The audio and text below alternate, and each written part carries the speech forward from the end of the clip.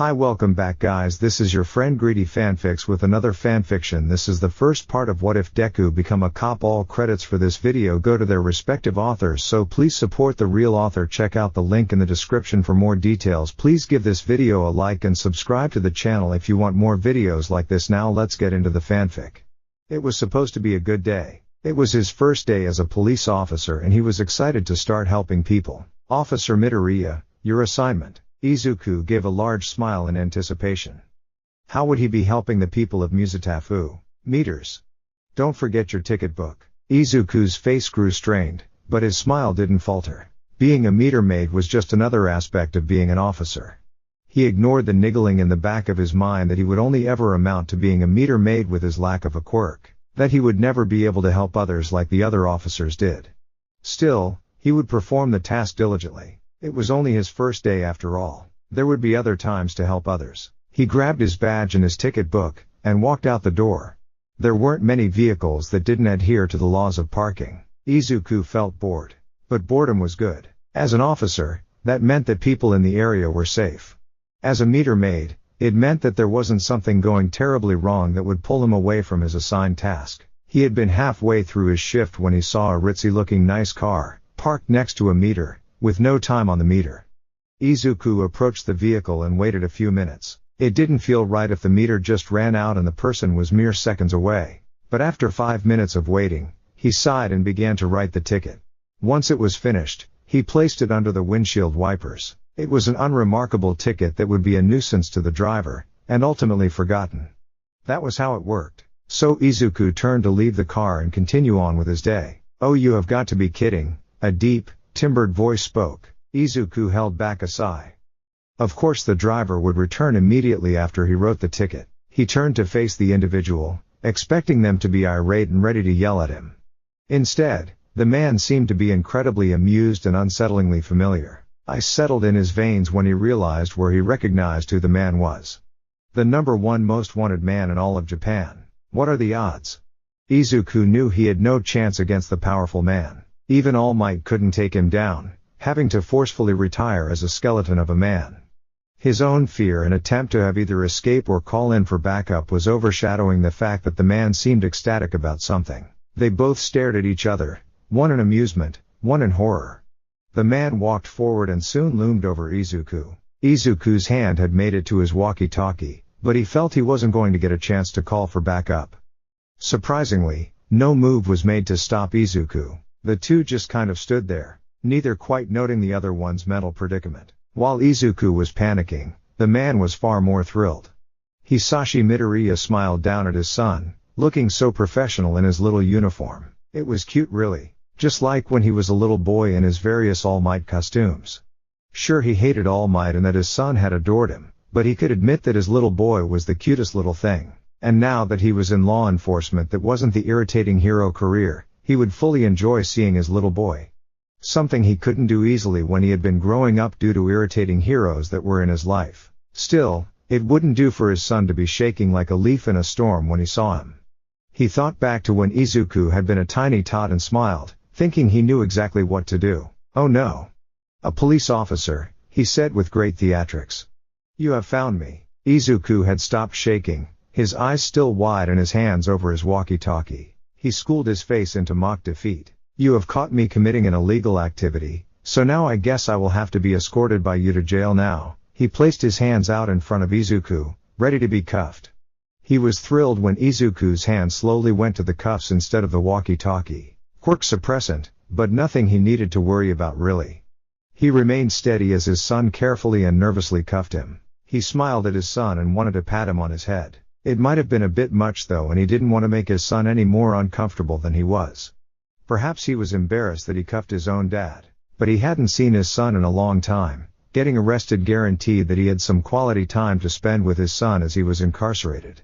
He could always escape later. For now, he wanted to spend time with his baby boy. Said baby boy was unaware of the man before him's thought process. Izuku had a slight dilemma and a near heart attack as he was trying to figure out his next move. The infamous villain All for One was said to be incredibly dangerous and a must-detain at all cost. Izuku couldn't let him go. But his meter-maid car was not big enough to accommodate a man of the villain's size.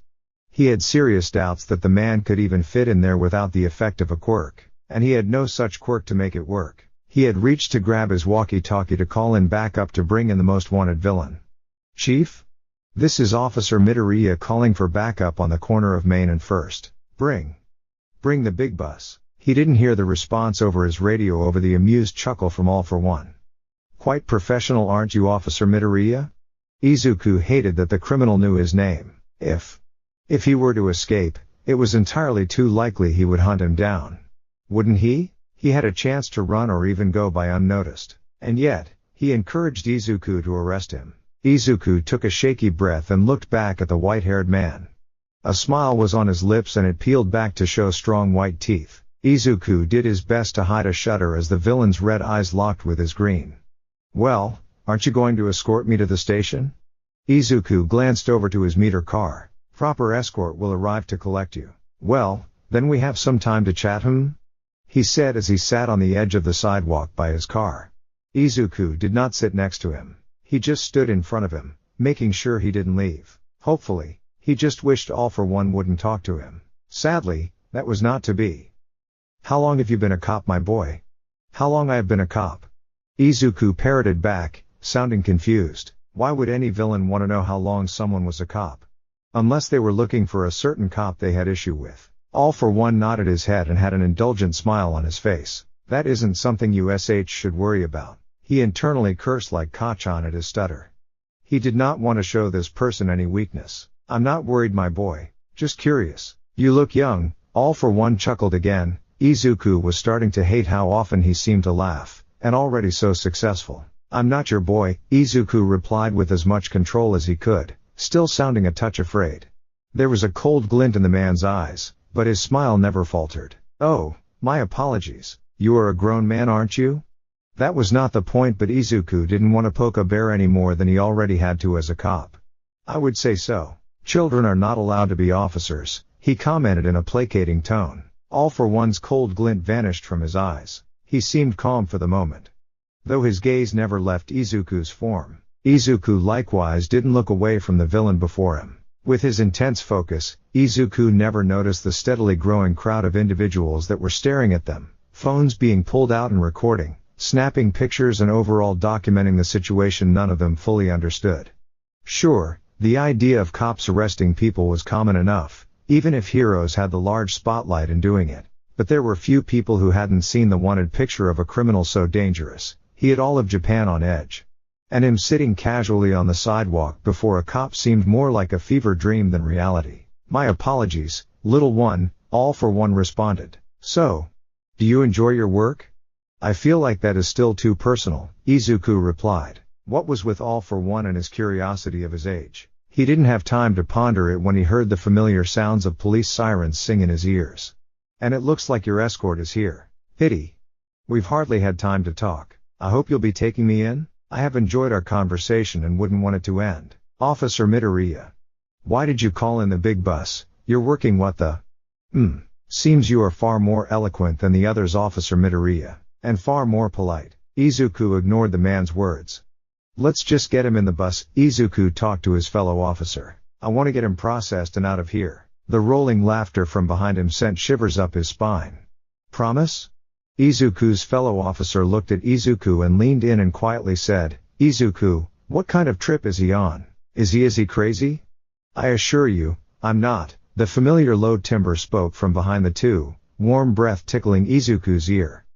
Both officers jumped and stared, wide-eyed at the cuffed and heavily amused villain. Red Riot was bored. Surely there was something he could do other than paperwork. As it was, the pile just seemed to grow with every form he completed. He had no idea that there was so much paperwork involved to save lives. He would like to hand it off to someone else, but that would be unmanly of him. But, if there was a crime in the nearby vicinity, he could justify putting it off to help the citizens of Japan. So, being the ever manly and responsible hero, he had his phone on him set to his favored local news station. Just in case. Not that there was usually anything more than fluff and health pieces in this area. There was still a chance that someone would need his help, and we have breaking news. Kirishima's eyes went to his phone, ignoring his paperwork to see what the breaking news was and if he was needed. The infamous criminal Scrooge of Camino has been captured by a local police officer. Kirishima blinked. He pulled the screen of his phone closer, his attention fully enraptured by the anchorman's statement. A video was being pulled up and his blood turned icy. There, in all his terrifying evilness, was him, standing close to an unremarkable-looking officer with an all-too-pleased expression on his face. Clearly, there was about to be trouble. "The hell are you looking at? Get off your phone and finish your paperwork. I'm not covering your sorry no time bakubro. We have some police officers to protect," Kirishima cried out, thrusting the screen in Bakugo's face. Red eyes narrowed at the glimpse of familiar curly green hair on the screen. Small explosions danced on his fingers. Deku. Despite the fact that All for One was cuffed and Quirk cut off from the cuffs, he was still a rather large and intimidating man. The fellow officers that had arrived as common procedure with the big bus were all more than a little terrified. No one wanted to get near the infamous powerhouse that had led to the end of All Might's career. No one wanted to, but Izuku had been brave and stood steadfast as he could, being the arresting officer. The scarred man above him seemed far too comfortable with the setup as Izuku tried to be stern and show no fear as he led him into the bus. Never once did the man's smile falter as the door was shut. Izuku took in a deep breath and tried to hold back the urge to scream. "Shall we go?" Izuku squeaked. "Midoriya, what happened?" a fellow officer asked incredulously. Izuku didn't know how to respond. He looked to the sky, as if it had all the answers. "My job. I was doing my job." "Well then, you look a bit shaken. Why don't you ride with Officer Mako? You don't look like you're in a position to be driving." Izuku nodded his head.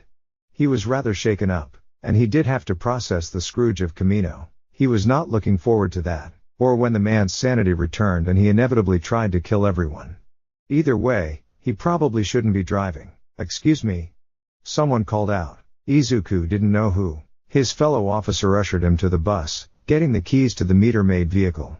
"Mako. Get the hero of the hour out of here, will you? Come on, hero. Let's get to detainment." Officer Mako chuckled nervously. "Thanks, Baki. No problem. Shouldn't we see who needed help?" Izuku couldn't help but stammer. Mako turned the car on and began to drive away. "Nah. Those vultures just want to harass for a story. Don't worry your fluffy little head." Izuku's face flushed in embarrassment. "It's not that fluffy," Izuku responded, taking the distraction as it was. "My man, you have the fluffiest hair on the force. It's hard to believe you can get that mess into your hat. Tell me, what's your secret?"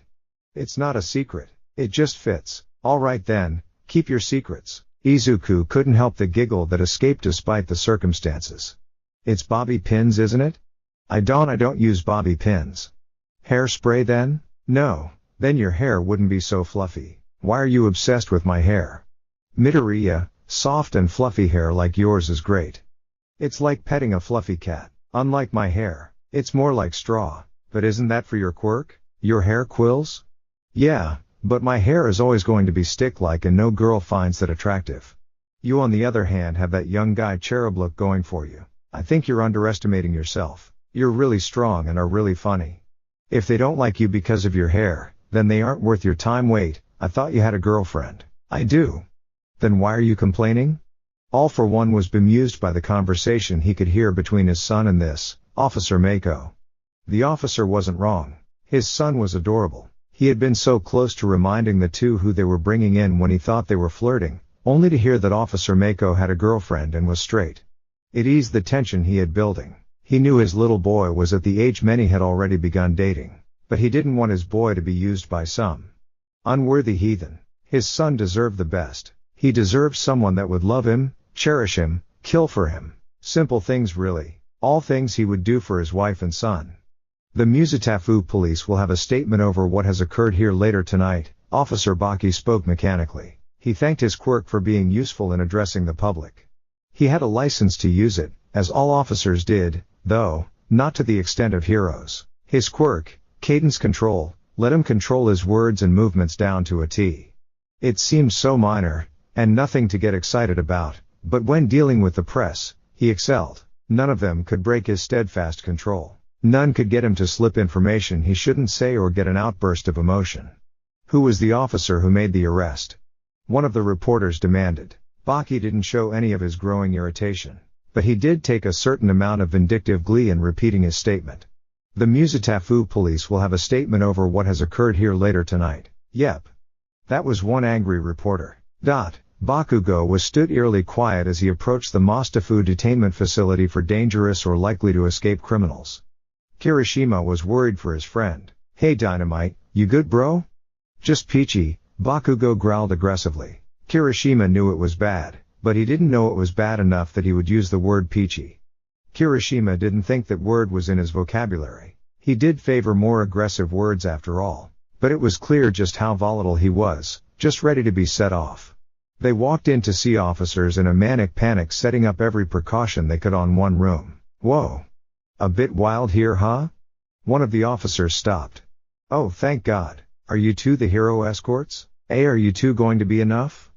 Kirishima could feel the waves of anger roll off Bakugo with a fierce intensity at the question. The officer Midoriya was the arresting officer, wasn't he? He growled. The officer paused. That's not public knowledge. We haven't made a statement yet. Cut the crap. I saw the footage. I'd know that shitty Deku anywhere. If he detained him, then I'm more than enough to get him to. We're here to help. We saw the footage on the news and ran over as soon as we could. Kirishima interrupted. Ah. That makes sense. The officer's radio let out a small sound of static and Izuku's voice came through. We're at the drop-off. Is the room ready? One moment, Officer Midoriya. We have 2 hero escorts to take him to the room. They will meet you to escort the criminal. Thank you. That was the arresting officer? He sounds so nice, Kirishima said enthusiastically. The officer smiled. He's a sweetie. Now, why don't you assist in getting the criminal to the holding cell? He should be thrown directly into Tartarus. Why the fuck is he making a pit stop here? Well, Officer Midoriya wasn't supposed to be running into any major criminals today. He didn't have the authority to call in anything other than our big bus. It's not equipped to handle long-distance containment. And, really, if he had called saying that he had cuffed the scourge of Kamino, it would have been laughed off. And probably would have had to try and fit him into his meter-maid car. That only brought up more questions than answers. What? How? How did a meter-maid arrest the most dangerous criminal in all of Japan and possibly the world? Well, let's go help them, Kirishima said excitedly. He and Bakugo walked to the loading dock and waited for the officers to enter through the side doors. Kirishima smiled seeing the 2 officers, one with straw-like flaxen hair, the other, far smaller with freckles on his cheeks that he recognized from the video. He saw how the smaller officer's eyes lit up and before he knew it, the officer was standing right in front of him. Oh my gosh, you're Red Riot, he said happily. He blinked as the small officer eagerly pulled out a book from who knew where that was clearly not a police-related book and held it up to him. Would you please sign this? Kirishima's smile grew. Sure thing. He watched as the small officer flipped to a specific page in the book and handed it over with a red ink pen. He looked at the page and nearly choked seeing his own face smiling back at him, looking half-hardened and ready to save some lives. He wanted a copy of that picture. Dude. Did you draw this? Izuku's face flushed, taking on a similar appearance to a strawberry. It's just a hobby, he said shyly. You're still doing that stalker shit, Deku? Bakugo growled. Izuku jumped, his eyes going over to Bakugo as Kirishima signed. It's no not CC causing AANNYH ha harm Kachan. Wait, hold up. This is Kachan? The flaxen-haired officer squeaked. Why didn't you tell me you grew up with the dynamite? It never came up? Kachan? Aw. That's adorable, Kirishima cooed. Bakugo glared at Kirishima. You tell anybody shitty hair and all the crunching of metal interrupted them, as the door to the big bus was busted open from the inside. I hate to interrupt, but I do believe there are certain matters to attend to? The infamous scourge of Kamino smiled like a mad loon at them, his cuffs still in place. He stepped out of the bus, despite the sparking explosions threatening him as he walked. He approached Izuku. Kirishima and Bakugo stood defensively in front of him as the heroes Red Riot and Dynamite. A bit of an overreaction, don't you think? I'm not going anywhere. Alright, Dynamite, Red Riot, if you two would be so kind as to escort the prisoner to the holding cell while we draft up the paperwork. Sure thing. Kirishima assured despite his nerves. He didn't blame the officers one bit for getting the arresting officer as far away from the villain as quickly as possible. Sure, there were dangerous criminals the police had to deal with, but this was the criminal. Even if he wasn't acting like it, it was unsettling. He seemed far more amused than anything else. That screamed something dangerous. Bored may have been a safer setting. At least then they would have a reason as to why he was so easily arrested. Amused, Kirishima didn't know what that meant. But it couldn't be anything good. So you're Red Riot? Shut up, Katsuki growled. What? I can't have a conversation with a hero that has piqued my interest? Even though he couldn't see, he could practically feel the discomfort coming off the hardening hero at his words. He supposed they were a little intimidating. But his interest was piqued. His son had asked him for an autograph despite the situation of having arrested such a dangerous criminal. Even if it was just his old man. Clearly Izuku respected the young Red Riot. Oh, just like your little game freak had an interest in me? Katsuki hissed. Ah yes. It would have been nice if Katsuki had played nice and joined, but having him as a hero at least kept him on the government's leash, and having a hero that could help his little boy be safe as he worked the criminal angle wasn't a bad setup. Something like that. It was near silent as they entered the holding room, making sure he was secured as tightly as possible in the room. As they left, All for One spoke up again. Do tell Officer Midoriya to hurry up. He said he would process me, he said with a small amount of glee slipping into his tone. Izuku was handed a steaming cup of tea to soothe his nerves. A strong smell of fennel came from it. Supposedly, it was supposed to help calm his anxiety. Izuku doubted that there was any drink strong enough to calm his nerves at the moment. So, we've put out a few calls. There are a few detectives and officers that have offered to speak with him and pick his brain, Izuku's chief assured him. If you need to go home, no one would blame you. And no.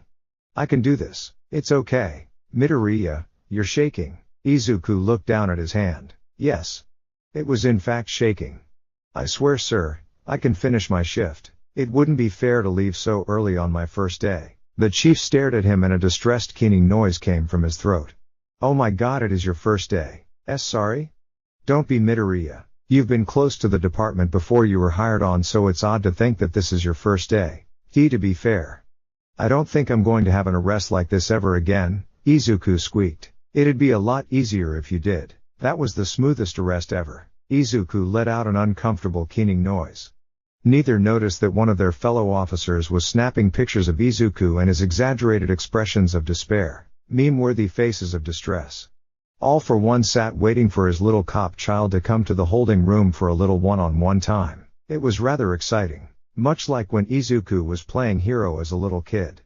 Sure, he wasn't wild about playing heroes and villains when Izuku was a little toddler, but this was different. This was safer. So few people nowadays want to harm the police officers, focusing solely on heroes. Oh, he was excited. He heard the click of the door opening and felt his lips curl back in a smile. He felt a jolt of disappointment when he realized it wasn't his little boy walking through the door, but instead, All Might's infuriating detective friend. The smile fell and he leaned back into his chair. He had nothing to say to the detective, not when he was waiting for his son. I must say, I'm rather surprised that you're here, the detective spoke calmly, though a simmering rage bled through. All for One didn't answer. Where was his little boy? Let's get started now, shall we? State your name for the record. All for One said nothing. What would be the purpose? State your name. He merely let out a small sigh, thinking about how he would answer the question for his son. Should he give the long list of titles he had acquired over the years, like he would when his son would catch him in their little heroes and villains game? His son did giggle adorably when he did that as a child.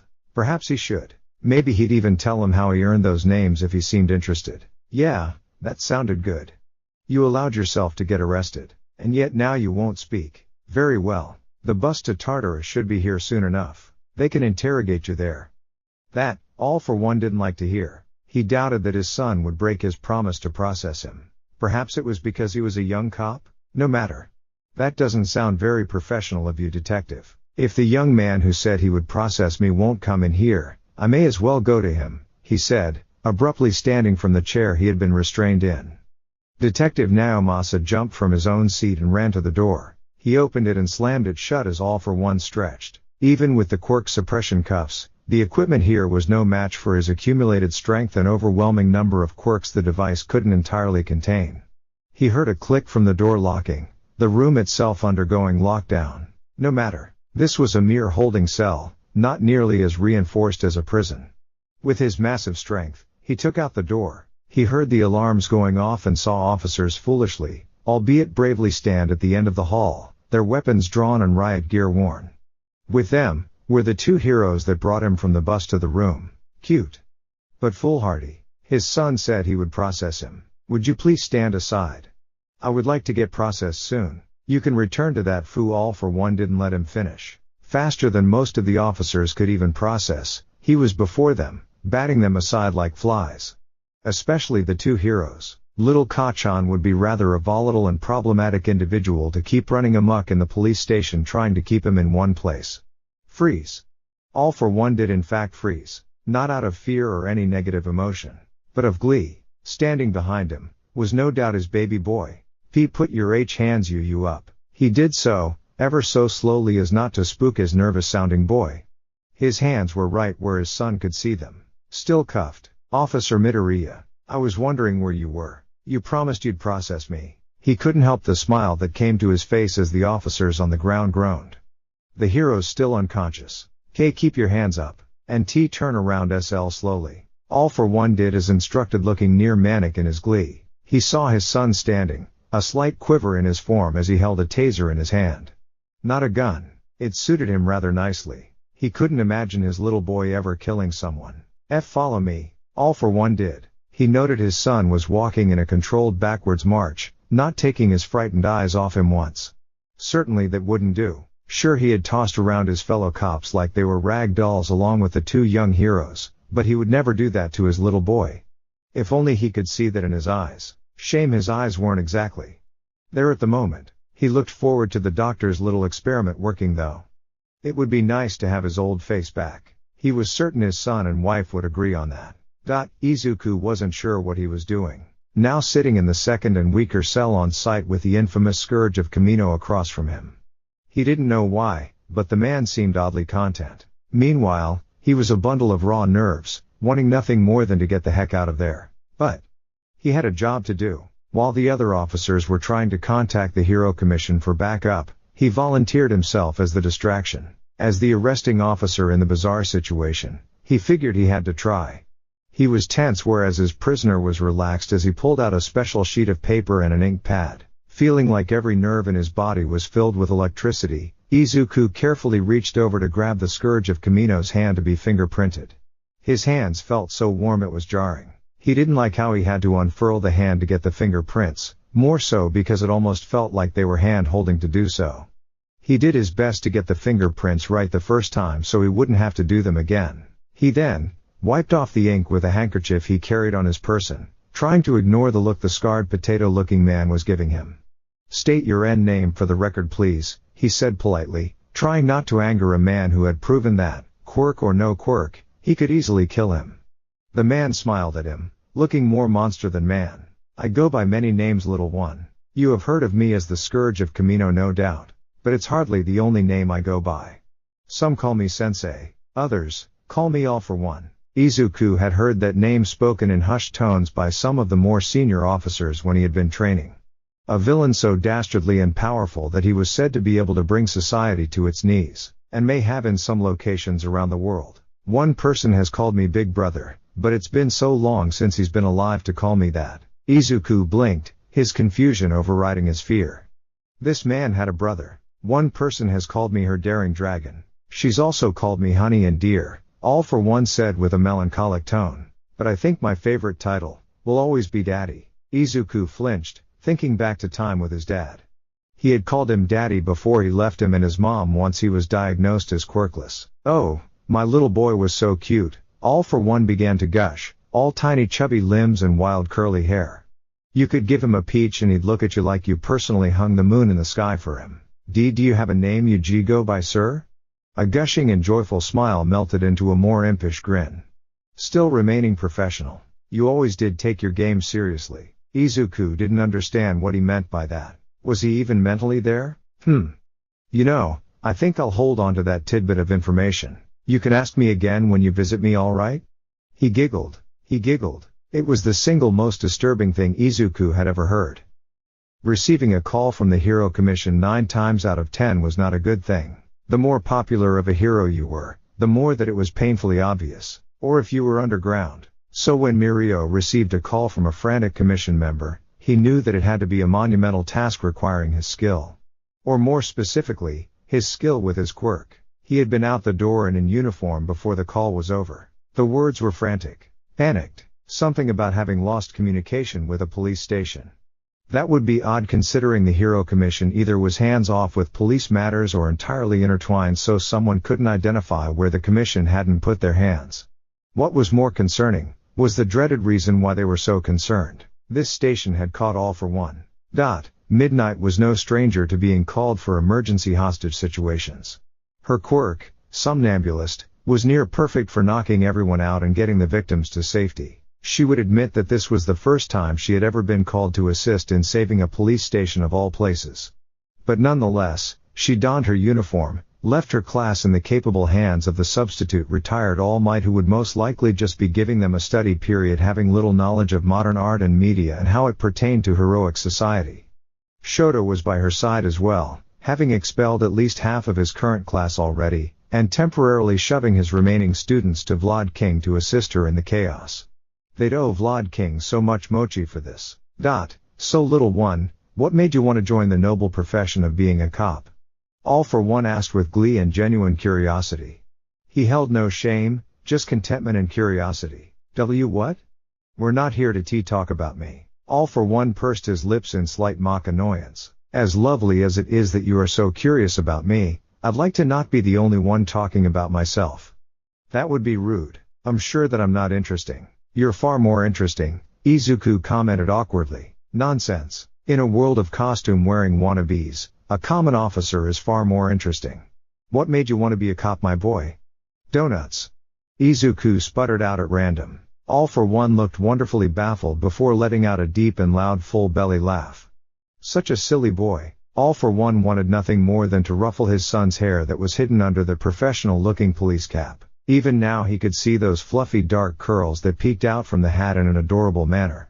Please, Mr. ⴅ sir, I just have a few more questions to finish processing you, Izuku said. ⴅ was sure it was a lie. He had heard from others the common procedures and questions for processing. Izuku had asked some that were not on the common list. Some may say that he was being asked because he was a one-of-a-kind villain that people would be fascinated about, much like the study of pre-quirk serial killers. ⴅ preferred to think of it as Izuku wanting to spend as much time with him as he could. Father-son time was such a treat. Ask away. You did answer my question after all. Perhaps a sillier answer, but we can talk about that later, Alright, so. Yes? Izuku swallowed nervously. No need to be worried, little one. I won't bite. Where is your base of operations? Which one? Not that I could think of them all at the moment, and there are some things that I need to keep to myself. They're a surprise, you see, such as the lovely little cottage in Gigantamachia's mountain range, or the Nomu production facility he had. Didn't want to frighten his baby boy with those garish creations. Useful as they were a bit scary for more sensitive individuals. So focused on his son, he didn't notice the click of the vents opening, nor the sickly sweet aroma that began to fill the room. It was only when he saw his son's eyes rapidly droop in exhaustion did he pick up on something being off. He had no eyes to feign sleep, so he merely relaxed his posture, keeping a close eye on his son as he fell into an unexpected sleep. He nearly cooed seeing his drowsy little face as sleep overcame him. Not his work, but a hero's, no doubt. That was fine. As much as he loved spending time with his son, there were a few work things he needed to take care of. He would wait, of course, until his son was out of the way and off the clock. No need for him to lose any sleep with what he was going to do. It was in that thought that someone ran through the door. If he had eyes, they would have narrowed. How could he not recognize Shigaraki's most iconic enemy, the ninth holder of One for All, lemillion? He ran in, holding his breath with practiced ease as he turned solid, just to scoop up his little boy. Great. Now he was jealous of a hero who was holding his son. He'd have to hug him the next time he saw him. Maybe plant a tracking device on him. Yeah. That sounded reasonable. Maybe he could slip it in his drink? He'd have to look into it. Or, maybe he could pay a company for it. He heard of a startup company that was willing to make just about anything. Hatsu something or other? He'd look it up later. He took note that lemillion was quick in walking his son over to the door, then becoming intangible along with his son and leaving the room. He'd give them 2 hours to get his son out of the station. Or a trip to Tartarus, whichever came first really. He was surprised that it was taking so long for the Hero Commission to come and get him. It almost made him feel like he wasn't worth their trouble. Was it because he was arrested by a cop and not a hero? They'd learned that line of thinking would be dangerous. ᴅᴇᴜ took in a big breath of air once he stepped out of the holding room. The gangly sleeping cop curled up to his chest, his hands holding onto the front of his uniform like a koala. "I've got him," ᴅᴇᴜ proclaimed with a big grin on his face. Eraserhead gave him a slight nod of approval. "Place him with the other cops who are recovering." "Aren't you coming with Mr. Eraserhead?" ᴅᴇᴜ corrected. It was strange using his hero name when he knew him as a teacher in high school. "It's more rational for me to be here, in case the prisoner tries anything," he responded, exhaustion clear in his voice. "Of course, I'll see you later." "Much later hopefully," Eraserhead commented dryly. ᴅᴇᴜ laughed as he carried the clingy, young police officer to the medical area of the department. It was really just a small room with a few well-stocked first aid kits, chairs and 2 cots. Not nearly enough to comfortable place those that had been swatted by All for One, but they made do. Most of the officers were now up, including the 2 young heroes who had arrived once they had seen the news. "Oh. Officer ᴜᴜ, is he okay?" One cop with flaxen hair and bandages around his head asked. "You have a concussion and you're asking if he's okay?"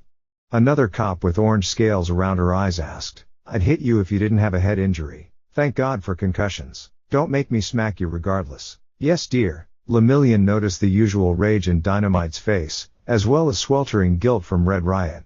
"The hell? Did Deku faint?" Dynamite questioned. ᴅᴜ stared at him blankly. "You mean this officer here?" he asked. "No shit. Who else would I be talking about?" Dynamite exploded.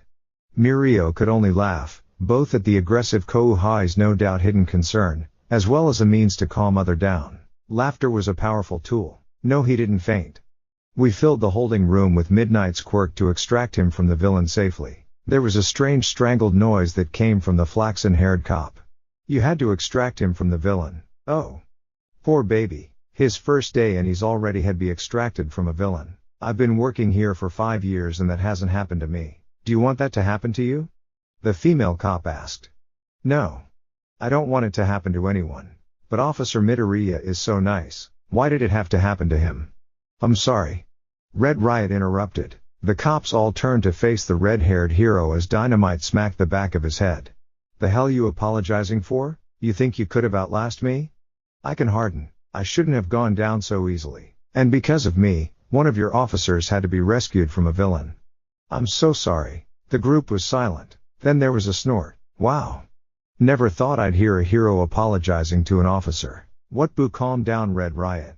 Officer ᴜᴜ wouldn't want you fretting. For sure, he'd smile and tell you not to worry. Or stammer and try and apologize for making you feel bad. Or turn bright red and try and send you a gift basket later trying to make you feel better. Long story short. Don't fret, apologize and expect tears. Hey, Mr. Number 1, why don't you put ᴜᴜ on the bed here while we wait for transportation to the hospital?" "Hospital? Well yeah.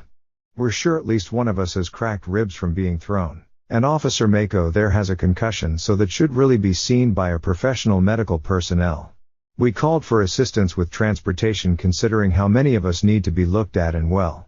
Most of our vehicles are out on the road right now. But you know, such is life. Officer Baki didn't know when, or why, but he had reporters flocking to him from multiple stations trying to get him to comment on the capture of the Scourge of Kamino. It didn't matter that he didn't answer with anything more than phrases akin to, "No statement will be made at this time. Don't call us, we'll call you." It was getting annoying, but he wasn't the only one annoyed. Each reporter was trying to one-up one another to get him to say something juicy regarding the capture, despite the fact that he wasn't even there for the initial takedown. "Can you give us the name of the arresting officer? How was the Scourge of Kamino captured? Why was your officer driving a meter-maid car?" That made Officer Baki pause. "Right. He sent Izuku back with a big bus." Oh no. If there was one thing that was dangerous in the world, it was a reporter who believed they could be a detective. Meanwhile, Tomura had seen the news footage and had been positively livid. He didn't know who the cop was that had arrested his sensei. He didn't know what kind of quirk they had to compel him to be arrested, but he was enraged. So, He did what any enraged villain who had the only person who cared for them arrested. Start sabotaging the trucks from the Hero Commission and Tartarus that were being sent to collect his sensei with Nomus and members of what was once the League of Villains. Detective ᴠᴏ hated the situation he was in. He was so close to the man that crippled his friend. He was in the same room as the officer who had by some miracle brought him in.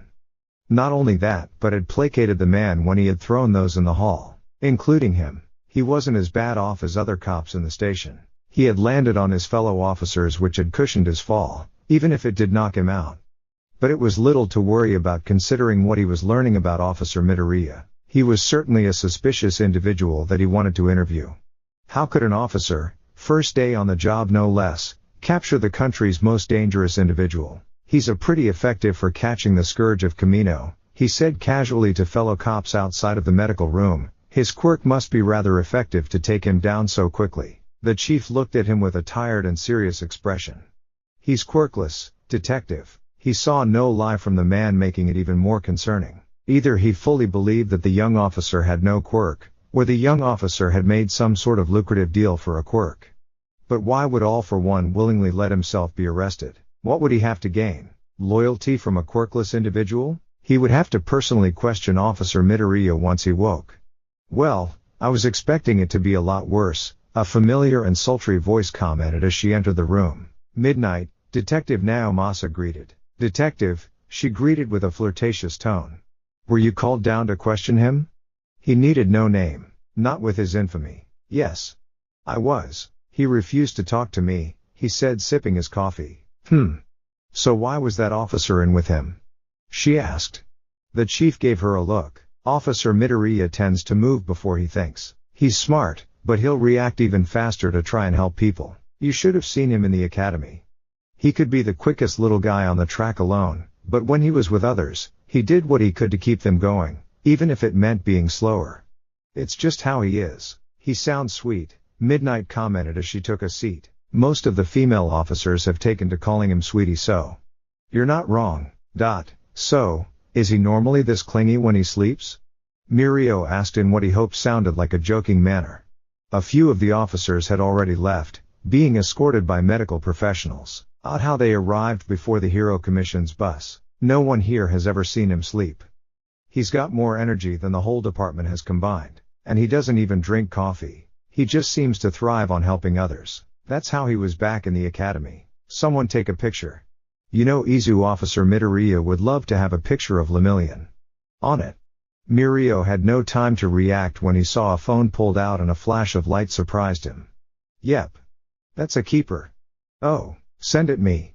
Why you all seem so casual, ⴜᴜ chuckled awkwardly. An officer with frilled ears shrugged his shoulders. In the grand scheme of the seriousness of the profession, we're above mall cop and under professional heroes. We can afford to have moments of casualness, so long as we aren't investigating a murder or anything like that. Unless you're in the forensics division, in which case, good luck. Another cop with black hair pulled into a ponytail. Her name badge said Yamamoto. Oh yeah, they worked themselves to the bone. They've tried to steal ᴜᴜ because they liked the way he thought. Specifically the quirk forensics. An older cop with salt and pepper hair chuckled. His name badge said Abe. Good lord, we're waiting for the day that they borrow him and we have to drag him out. A cop with a handlebar mustache commented in good humor. His name badge said Johnson. Hey, lemillion, aren't you getting tired holding ᴜᴜ? Or at least, need to stretch? A particularly tall cop with a name badge that said Matsuda asked with a coy tone. Lemillion chuckled and shrugged his shoulders. It would be nice to let the agency know what's going on here. The tall cop gave an impish smile. He leaned down and whispered into Lemillion's ear. So ⴜᴜ seems like he's feeling a little guilty. Why don't you leave Officer ᴜᴜ in his capable hands?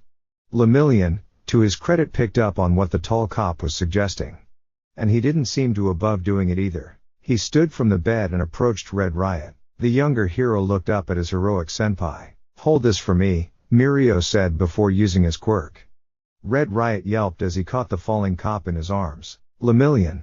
He squeaked as the cop curled up to Kirishima in his arms. I think we can confirm, Officer ᴜᴜ is a cuddler. ⴜᴜ heard the sound of a camera sound effect and a few flashes of light.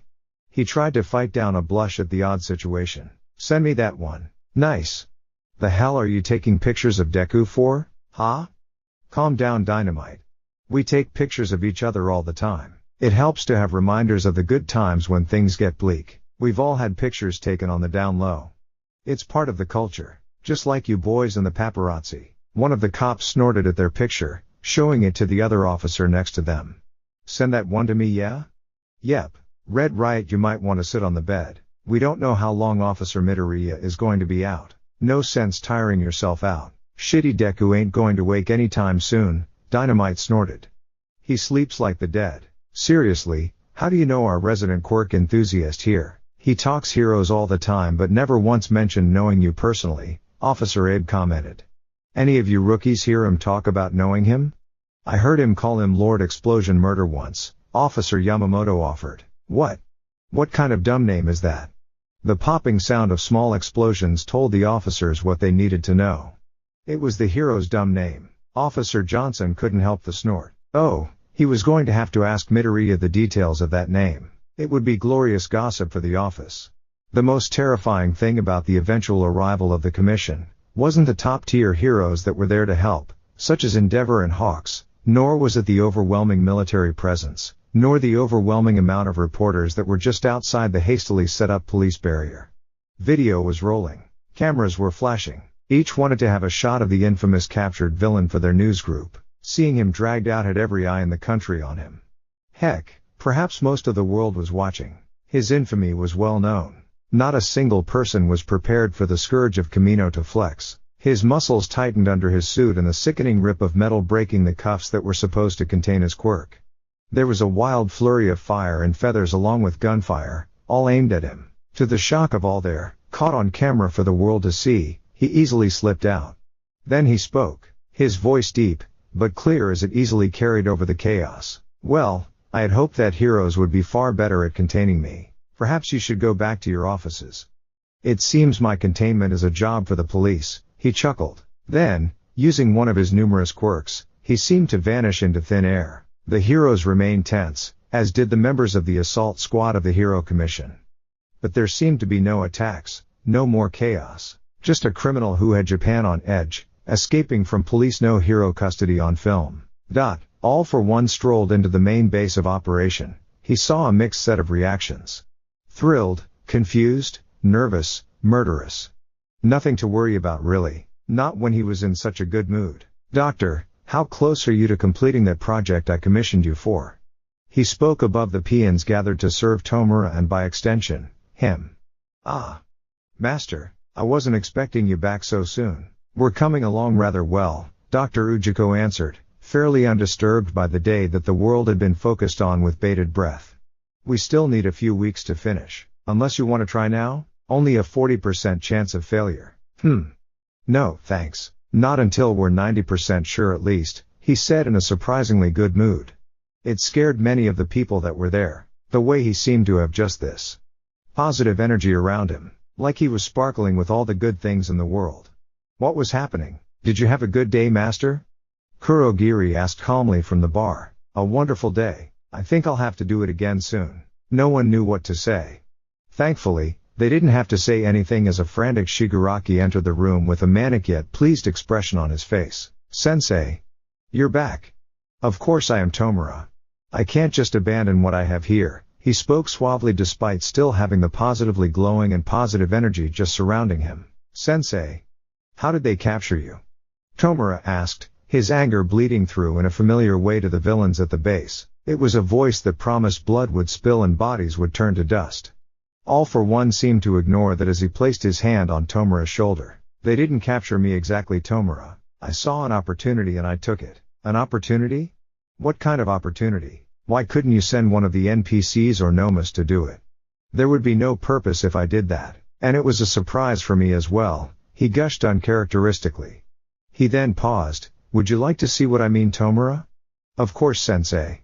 All for one's peeled back into a thrilled yet menacing smile. Good. I think you'll like Izuku. Tomura looked at All for One with slight confusion. Who was Izuku? Considering the disaster that was the front of the station from the escape of the scourge of Kamino, the cops that had been taken to the hospital, and the fact that the heroes who had gathered at the station were waiting for the cop who had initially caught him to wake up to get answers from on just how he was able to do so, it made sense to call in help from other stations to run theirs while they were recovering. It was a mere waiting game for Officer ᴜᴜ to wake up. Endeavor and Dynamite were all for shaking him awake. Eraserhead was dozing in the corner, taking a prime opportunity to catch up on some much-needed sleep. Midnight was gossiping with the local precinct's cops over anything they were willing to share. Mostly silly stories about some run-ins with other heroes, some of the jobs they had done, or any of the shenanigans the officers had been involved in. Hawks sat, relaxing his feet and wings while also keeping an eye on Officer ᴜᴜ's sleeping form. Lemillion was standing as a guard over the cop who had had such a wild day. Red Riot had lost the blushing embarrassment he had earlier as he had gotten used to the sleeping officer's clingy tendencies, and the flashing phones from officers competing to have the best picture of the heroes and Officer ᴜᴜ. "Oh my god guys, I found it." "What, Matsuda?" "ᴜᴜ's little book." Officer Matsuda held up a book that Izuku had asked Kirishima to sign. "Oh god. The book. The holy grail of quirks. Here, here. The book." The heroes, sans Red Riot and Dynamite, looked at the cops with confused if not irritated glances. "ᴜᴜ is going to be so upset that you found his book," Officer Abe chuckled. "He's going to be more upset that he didn't get autographs," Matsuda sang as she flipped through the book trying to find the pictures of the heroes that were there that she was certain Izuku had. She hummed in delight. She then shoved the book in Hawk's directions, open on a picture of Hawks in a comfortable airborne position with a lazy smile on his face, the eyes intense. "Please sign this for him. He'd be thrilled." "Sure. Anything for a fan," Hawks commented. He fished for a pen in his pocket as he looked over not the picture, but the hyper-detailed notes that were next to the image were enlightening. If a common cop could gather this kind of information, that was concerning. Who else who wasn't part of the Hero Commission could get this information? What else did this cop know? He would have to find out later. For now he'd sign and no one would be any wiser. With quick and practiced finesse, he signed the notebook, making a mental note to look into Officer ᴜᴜ. He handed the notebook back. "Here you go." "Oh man, he's going to freak," Matsuda giggled. "Now who else does he have in here?" The news reporters all fought to get the news out on the chaos in Muzutafu, Japan. The capture of the Scourge of Kamino by a cop, and his escape at the hands of professional heroes and the Hero Commission was devastating news. And well, the old news saying was true. If it bleeds, it leads. The officers in the hospital from trying to contain the Scourge of Kamino were suddenly stars in the community as they hadn't let the villain escape. Online, there was a video shot by a kid. It started out with a kid making fun of a small cop in a meter-maid car. Some usual heckling young kids were prone to do in a society driven by the desire to be heroes. Then the interaction between the cop and the Scourge of Kamino. No one could see the cop's face, nor could any words be heard between the two. What was seen was a cop reach for his bed, and the Scourge raising his hands. The kid dropped the phone and scrambled to pick it up. By the time he had gotten the phone back up, the cop was placing the cuffs on the Scourge's wrists. Then grabbing his walkie-talkie, no doubt calling for something to transport the infamous villain. The video was quickly gaining traction, becoming viral and even being shown on the evening news. No one knew who the cop was. All that was known was that he was much smaller than the Scourge of Kamino, and had dark hair. A few curls peeking out from his hat implied it was also curly.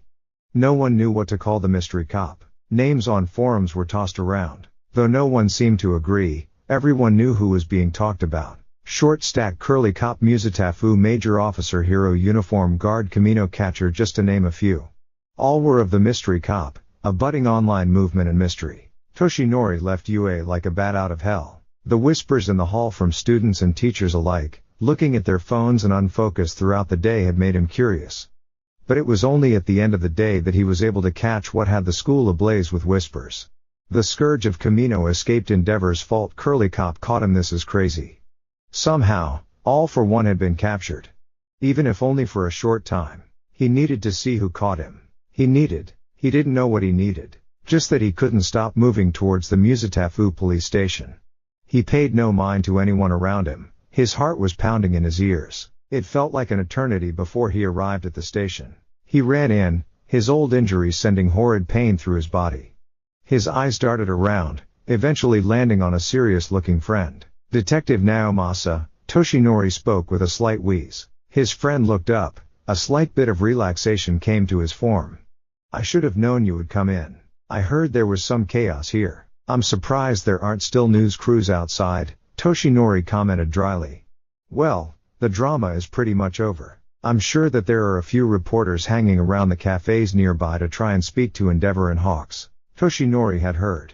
They were the two heroes that were escorting him to the bus to Tartarus. Both strong heroes in their own rights. But All for One was a monster. I must say, I was shocked to hear he had been captured. Even briefly. I was too. All the stations were. No more so than we were, the chief commented. It's an honor to meet you, All Might. It's a pleasure to be here, he responded amicably. I hear it has been a rather exciting day. That would be putting it mildly. All things considered, no one was expecting to catch such a highly wanted criminal. Even if he did escape, we're just lucky no one was killed. I can imagine. I heard that an officer of your department caught him initially. The chief chuckled. I swear, that boy is something else. If you ask him to get you a cup of coffee, he'll come back with a lost child looking for their mom. He did that a lot in the academy, come to think of it. The chief muttered the last part. As much as we liked helping kids, it was concerning how often it happened with Officer ᴜᴜ. Officer ᴜᴜ. Does he get into trouble often? The chief snorted. Trouble keeps flirting with him and he's oblivious. That doesn't keep him out of trouble, it's just, he can't tell how to avoid it. It's tragic really. Aha, he's actually resting in the other room. You want to see him? Is he up for visitors? No idea. Midnight's quirk and his questionable sleep patterns could mean he's still asleep. You used Midnight's quirk on him? Toshinori commented with skepticism. Well, we needed to knock out the scourge of Kamino and he was in the room. It was a needed act. Fair. Well, I would love to see this young man. Just so you know, if he's awake, be ready. A fan? The biggest, the chief said with a shit-eating grin.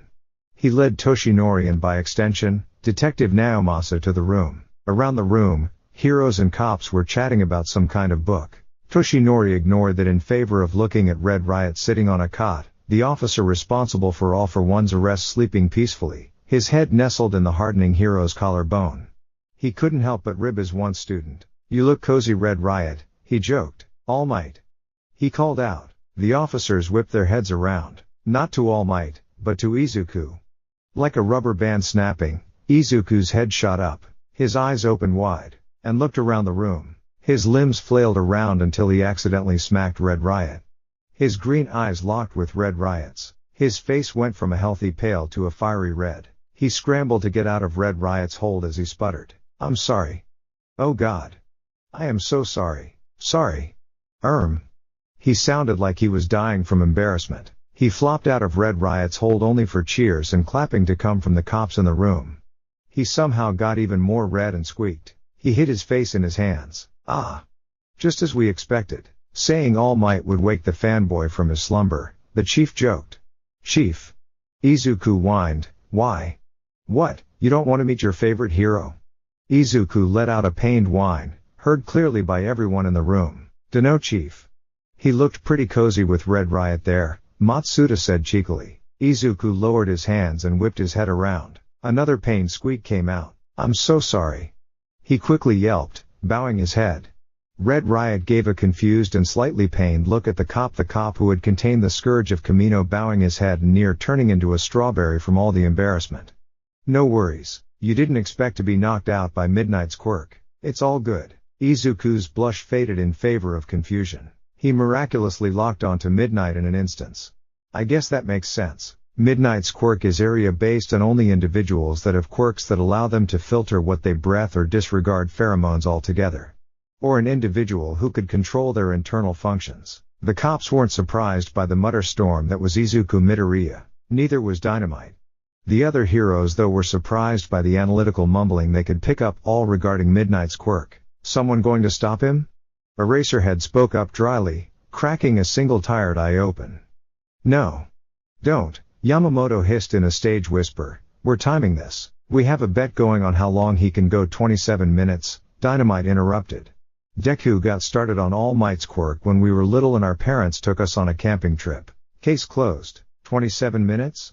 Our little quirk nerd. That's ⴡᴇ'ʟ for you. Lemillion chuckled at the antics and the very welcoming demeanor of the cops. The mutter storm of ᴜᴘ stopped and his gaze fell upon ᴜᴘ. His eyes lit up, and before anyone could really notice, he was off the bed and in front of ᴜᴘ. "Oh my gosh, you're ᴜᴘ," ᴜᴘ laughed at Izuku's enthusiasm. "And you're the cop who caught the scourge of Kamino." Izuku eeped at his words and looked to the ground.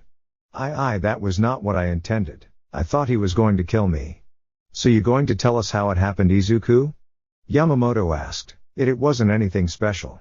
There was a car parked in a handicap spot. I was just writing a ticket when he walked up." Now Masa blinked as his quirk registered his words as true. "Of course, ever diligent, the meter maid ᴜᴘ," Matsuda added like a dramatic narrator. Izuku continued on, ignoring his fellow officer's dramatics. He was so terrifying. I went for my walkie-talkie to alert his location when he just, I don't know, seemed to wait to be arrested." "Sounds scary," Abe spoke in a comforting tone. "You have no idea. He just kept smiling. He held his hands out in front of him until I cuffed him. He then tried to make casual conversation. Asked me why I became a cop.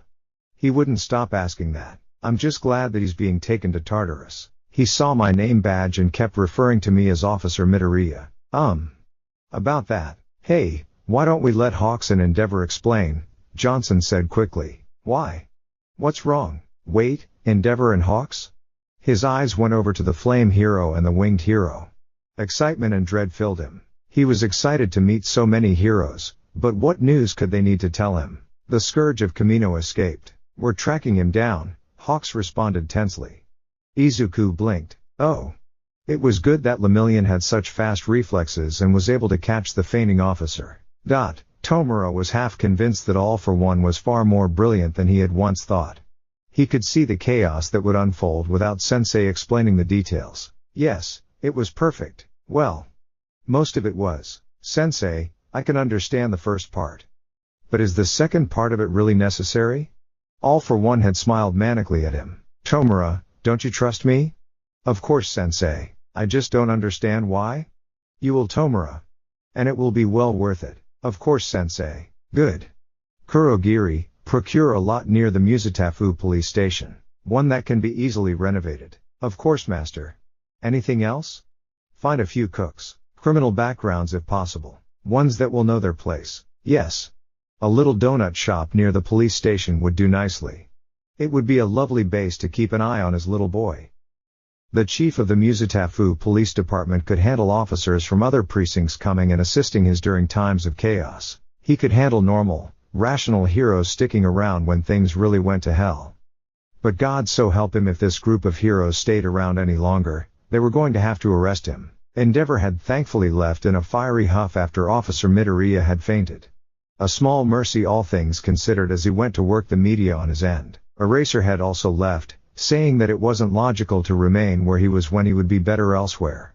The others though, they needed to go. Hawks had been distracted over a fried chicken debate with Johnson, one that had gotten rather heated all things considered. Who knew that the Winged Hero could be so damn passionate over which preparation of fried chicken was better? Actually, that might be something ᴜᴘ would know. Speaking of, there was a certain fierce energy around Dynamite that, had he not been a pro-hero, he might be encouraged to have his taser at the ready. He looked half overprotective of the unconscious cop and half ready to throttle him. The words, "Lord Murder Explosion" rang in his head. It seemed to fit the explosive hero rather well. A little more than terrifying really. The only slight bit of relief was Red Riot playing the bodyguard. Of course, that may have been worse. Because Red Riot kept trying to look into the room to check up on the fainted cop, which made Dynamite angrier, which led to screaming, which led to fighting, which led to something getting damaged in the office, which led to Midnight threatening to put them to sleep, which led to them standing there guarding the door again, rinse and repeat. ᴜᴘ he was doing whatever it was he did, popping in and out of places expectantly. He wasn't entirely sure. He just hoped that whatever it wasn't illegal. Arresting him would be an intense hassle if he was. "Chief? If you aren't bringing good news, at least bring me coffee first," he whined. It might be good news? Is that a question? "Yes, sir." "Yes, it is." "Fine. What is it?" "More heroes have arrived." "How is that good news?" He hissed. "It means, we can relieve them," the officer said, gesturing the heroes who had refused to leave. A devious smile came to the chief's face. Take the heroes who just arrived to the holding room, the broken one, and get them caught up on what's going on. I'll get these heroes home, he said with a wild gleam in his eyes. Sir, yes sir, Izuku groaned. His head ached fiercely. He had the strangest surreal dream. He dreamt that he had caught the scourge of Kamino, that he had been unharmed by the man and got to meet, a little embarrassingly, a group of well-known heroes. Even the number one hero, the very young, very powerful, ᴅᴜ. And then the dream turned into nightmare when he was told that the terrifying man in his dream.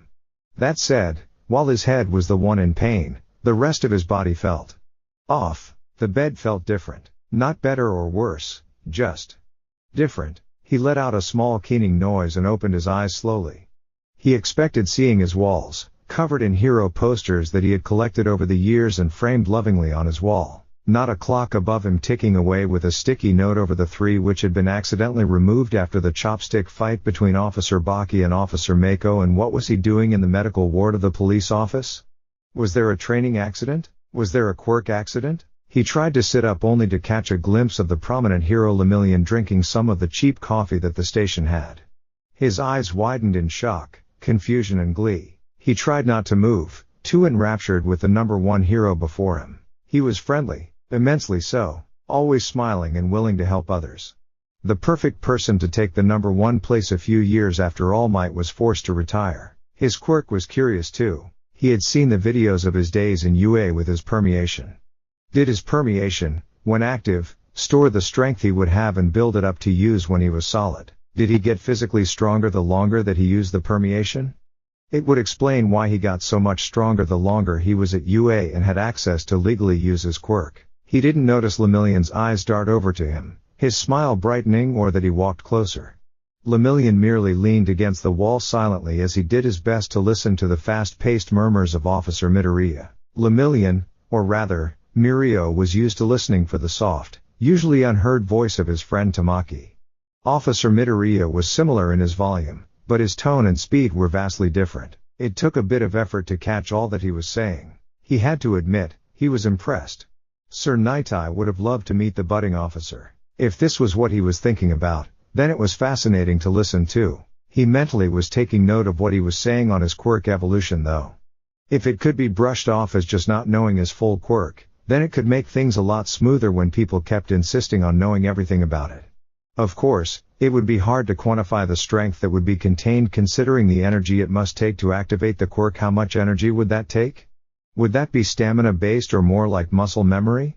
Muscle memory, Mirio answered the cop. It took me forever to get it under control. Mirio was not expecting the officer to jump off the bed, landing on the floor in a jumbled mess. Oh. Are you alright? LLL ᴅᴜ, he stammered out. Mirio tilted his head and held out his arm to the officer on the floor. The cop just blinked. Faster than Mirio expected, the officer was on his feet and bowing in embarrassment. It's an honor to meet you, Mirio chuckled. I'm glad to see you up again. Izuku lifted slightly, confusion clear on his face. Again? Wait, does it have something to do with what I'm doing in the infirmary? You don't remember? Mirio asked. What do you remember?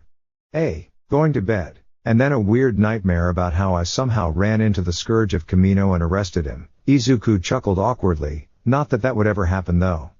Can you imagine? A quirkless rookie cop arresting the scourge of Kamino? Izuku laughed awkwardly. Mirio looked down at the embarrassed cop, surprised at the statement. Oh wow. I don't know how to tell you this. Maybe you should sit down. Why?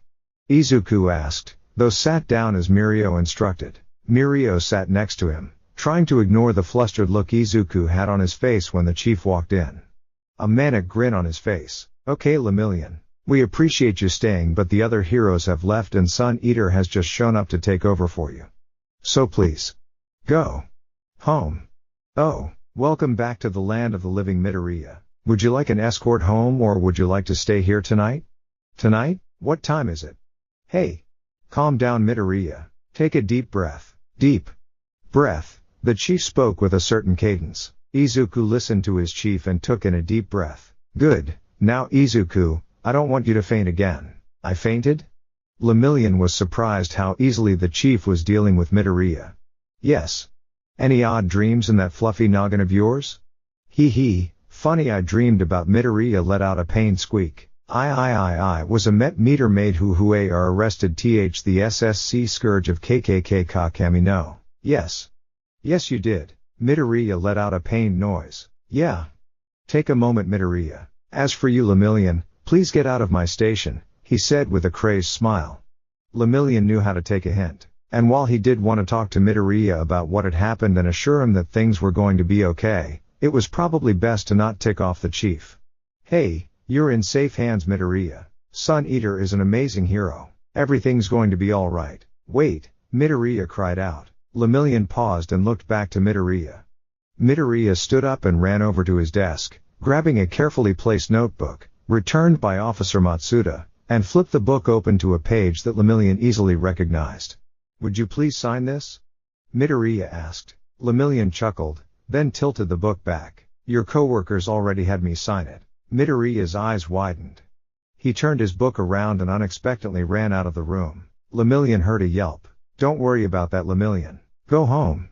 Officer ⴜ is just showing his coworkers how much he appreciates them going through his stuff. Tamaki expected dreaded chaos upon entering the police department. He had heard of what had happened. He was thankful his friend was alright. He was thankful that no one had been killed. What he didn't expect was a small green-haired officer run into the main area and tackle another officer to the ground. Why did you take my notebook? The tackler asked, sounding somewhat embarrassed despite knocking over a much taller officer. How did you know I did it? It could have been anyone. The downed officer responded. You like to eat potato chips. There was a greasy finger left on ⴜ's page in the upper corner. That could have been Johnson. He eats greasy fried chicken. With chopsticks. He hates eating with his fingers. ⴡᴇʟ, you're here. Tamaki's friend Mirio said. Hey ⴜ he greeted from under his hood. For God's sake ⴜ get off of Matsuda. Is that the cop who caught him? He sure is. He looks feral? Upset? Young? Exhausted? Well, he has had a stressful day. Hey Chief Shinso, want me to take Officer ⴜ home? Tamaki looked over at his friend, slightly grateful. If he's going to be a hyper little ⴜ. Gather your things. You're going home. What? But sir. And take the next 3 days off while you're at it. Sir. ⴜ, you are going to go with ⴜ or ᴡᴇʟ or some other hero and you are going to get some rest. Do you understand? ⴜ took a step closer as ᴡᴇʟ looked surprised. But sir, I can still work. I'll take him home chief. ⴜ spoke up, scooping ⴜ off of the officer on the ground. Come on officer, let's get you home. Izuku began to sputter as ⴜ began to drag Izuku out of the station. Online was ablaze with people trying to find the name and face of the cop who brought the scourge of Kamino in. People were leaving messages, pleading for the cop to come forward and capture the scourge again. Others called it a hoax, though those were far and few messages. A portion of the messages though, were smooth as silk and sharp as kitchen steel. Funny how it's a common cop that could bring down such a powerful villain. What? Heroes can't take down a villain? Guess they should have left it to the police. Wow, never seen a hero fail so hard before. Lol, Endeavor got owned. Simple messages. But it was a spark questioning heroes. It was the start of a revolution. Izuku made sure to cover himself from head to toe before heading to work. He didn't want to risk being noticed by the very criminal that had been brought in and escaped. It was bad enough the criminal knew his name, but he wanted to do anything he could to go unnoticed. So, wearing a hoodie, a face mask, a pair of sunglasses and a backpack, he slipped out of his apartment. Hey there. A growingly familiar voice spoke up. Izuku felt a warm arm wrap around his shoulder. Why, you really don't have to do this. I'll be fine making it to work on my own, Izuku spoke softly. I've been fine the past 3 days. By fine you mean barricading yourself in your room and going over all the training books you have stashed away in there? Izuku's face flushed in embarrassment. But nothing happened. And I am armed, Izuku said softly, referring to the gun in his holster under his large hoodie. We know. We'd just rather be safe than sorry. One Mirio Tagata responded enthusiastically. We? Izuku squeaked. A fast-moving shadow above him answered his question and he lowered his head in embarrassment. Aw, chin up officer. You guys should be focusing on your patrols. He moaned quietly. What are you talking about? This is part of our patrols officer ⴜ. Shh, not so loud. I'm trying not to get noticed. Izuku quietly proclaimed as he frantically gestured to his generic but obscured appearance. Don't worry, we've got the news crews busy, so no worries Muzutafu Major. Izuku blinked behind his sunglasses in confusion. What did that even mean? Instead of questioning, he just picked up his speed. Sadly, so did Mirio, his arm still over Izuku's shoulders. Maybe he'd go away once he was inside the station? Oh, looks like we'll need to bring you in through the back, Izuku heard Mirio say. Izuku balked seeing a sea of reporters gathered around the station, thankfully not blocking in the police vehicles. I'm not going in through the back, Izuku responded. Seriously, I'll be fine. Whatever they're trying to get, the station will release once they are ready. Besides, if I go around the back, that's only going to grab their attention. We try to sneak in criminals through the back, sure, but with this many reporters, that would only catch their attention. Mirio stared at the hidden officer. I've got a better idea. Do you trust me? Absolutely. Your record is near spotless when it comes to protecting and rescuing civilians. Wait, why? Mirio merely smiled and moved his free arm to scoop Izuku off the ground, shifting him into a bridal carry. Izuku was jostled, his glasses becoming askew, showing one large and surprised eye and his hood falling backwards. Wait. Don't tell me you're going to hold your breath. Izuku felt an odd jolt in his body. He felt both weightless and tingly, unable to see, unable to hear, just feeling. Whatever he was feeling, he suddenly had a lot more respect for Lemillion if this was what he experienced when he used his quirk. If he thought more about it, he would have thought it odd that it felt like there were phantom hands poking his face and chest. Just as suddenly as his senses had left him, he felt all his weight return, his vision burst to life with light and color, and oh man, he had a killer headache now. He felt himself being lowered into a chair. Sorry about that, Officer Midoriya, but it was a faster method, and we didn't have to speak with the reporters. Vultures. The lot of them. My son's on his way here to do some crowd control with them, Chief Shinso commented before drinking the nasty police coffee. Oh, you think he'd sign my notebook today? Izuku asked, trying to ease the pressure in his head from Mirio's quirk. If you can catch him. Wait, he might suggest patrolling near here considering your first day, Chief Shinso commented. Good luck actually finding him though. A determined glint came to Izuku's eyes. His notebook seemed to materialize into his hands along with a pen. Mirio had never seen this side of the officer. Granted, he only met him a few days ago and he had been mostly unconscious about that.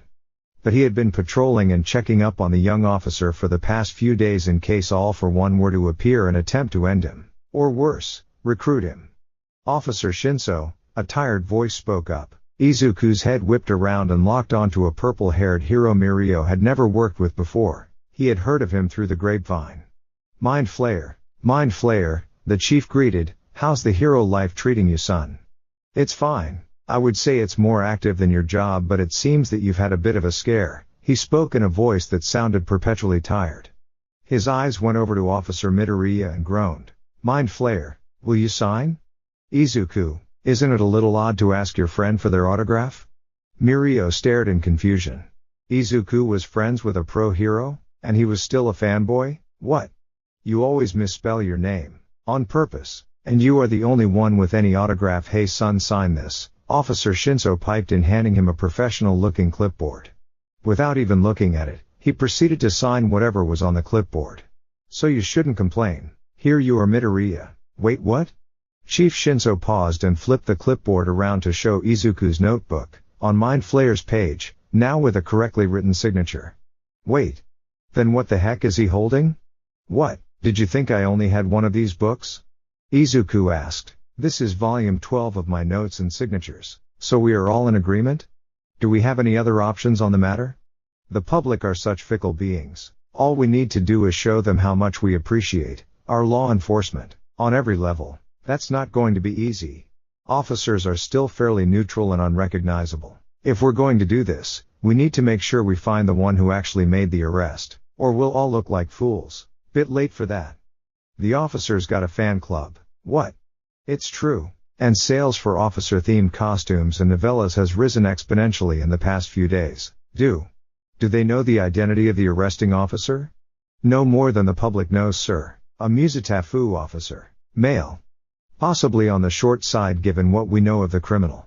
And that he appears to have dark hair in the video. This video has existed for 3 days and we are no closer to finding out this officer's identity? Does anyone know? No one has come forth. Not to mention that Hawks and Endeavor have been quiet since the escape happened on their watch. Have we asked Hawks? Wouldn't he know the arresting officer?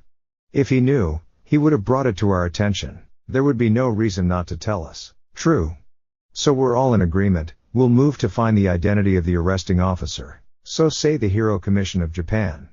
Katsuki was seething. There, on the hero charts, slowly rising in the charts was someone who had no right to even be on there. 3 days. It was 3 days of this chaos. Your friend rising in the ranks? He shouldn't be on the ranks, Katsuki hissed. Eijiro chuckled at the statement. While Officer Midoriya wasn't a registered professional hero, he was a cop who did something no other hero had done. Caught the most wanted criminal in Japan.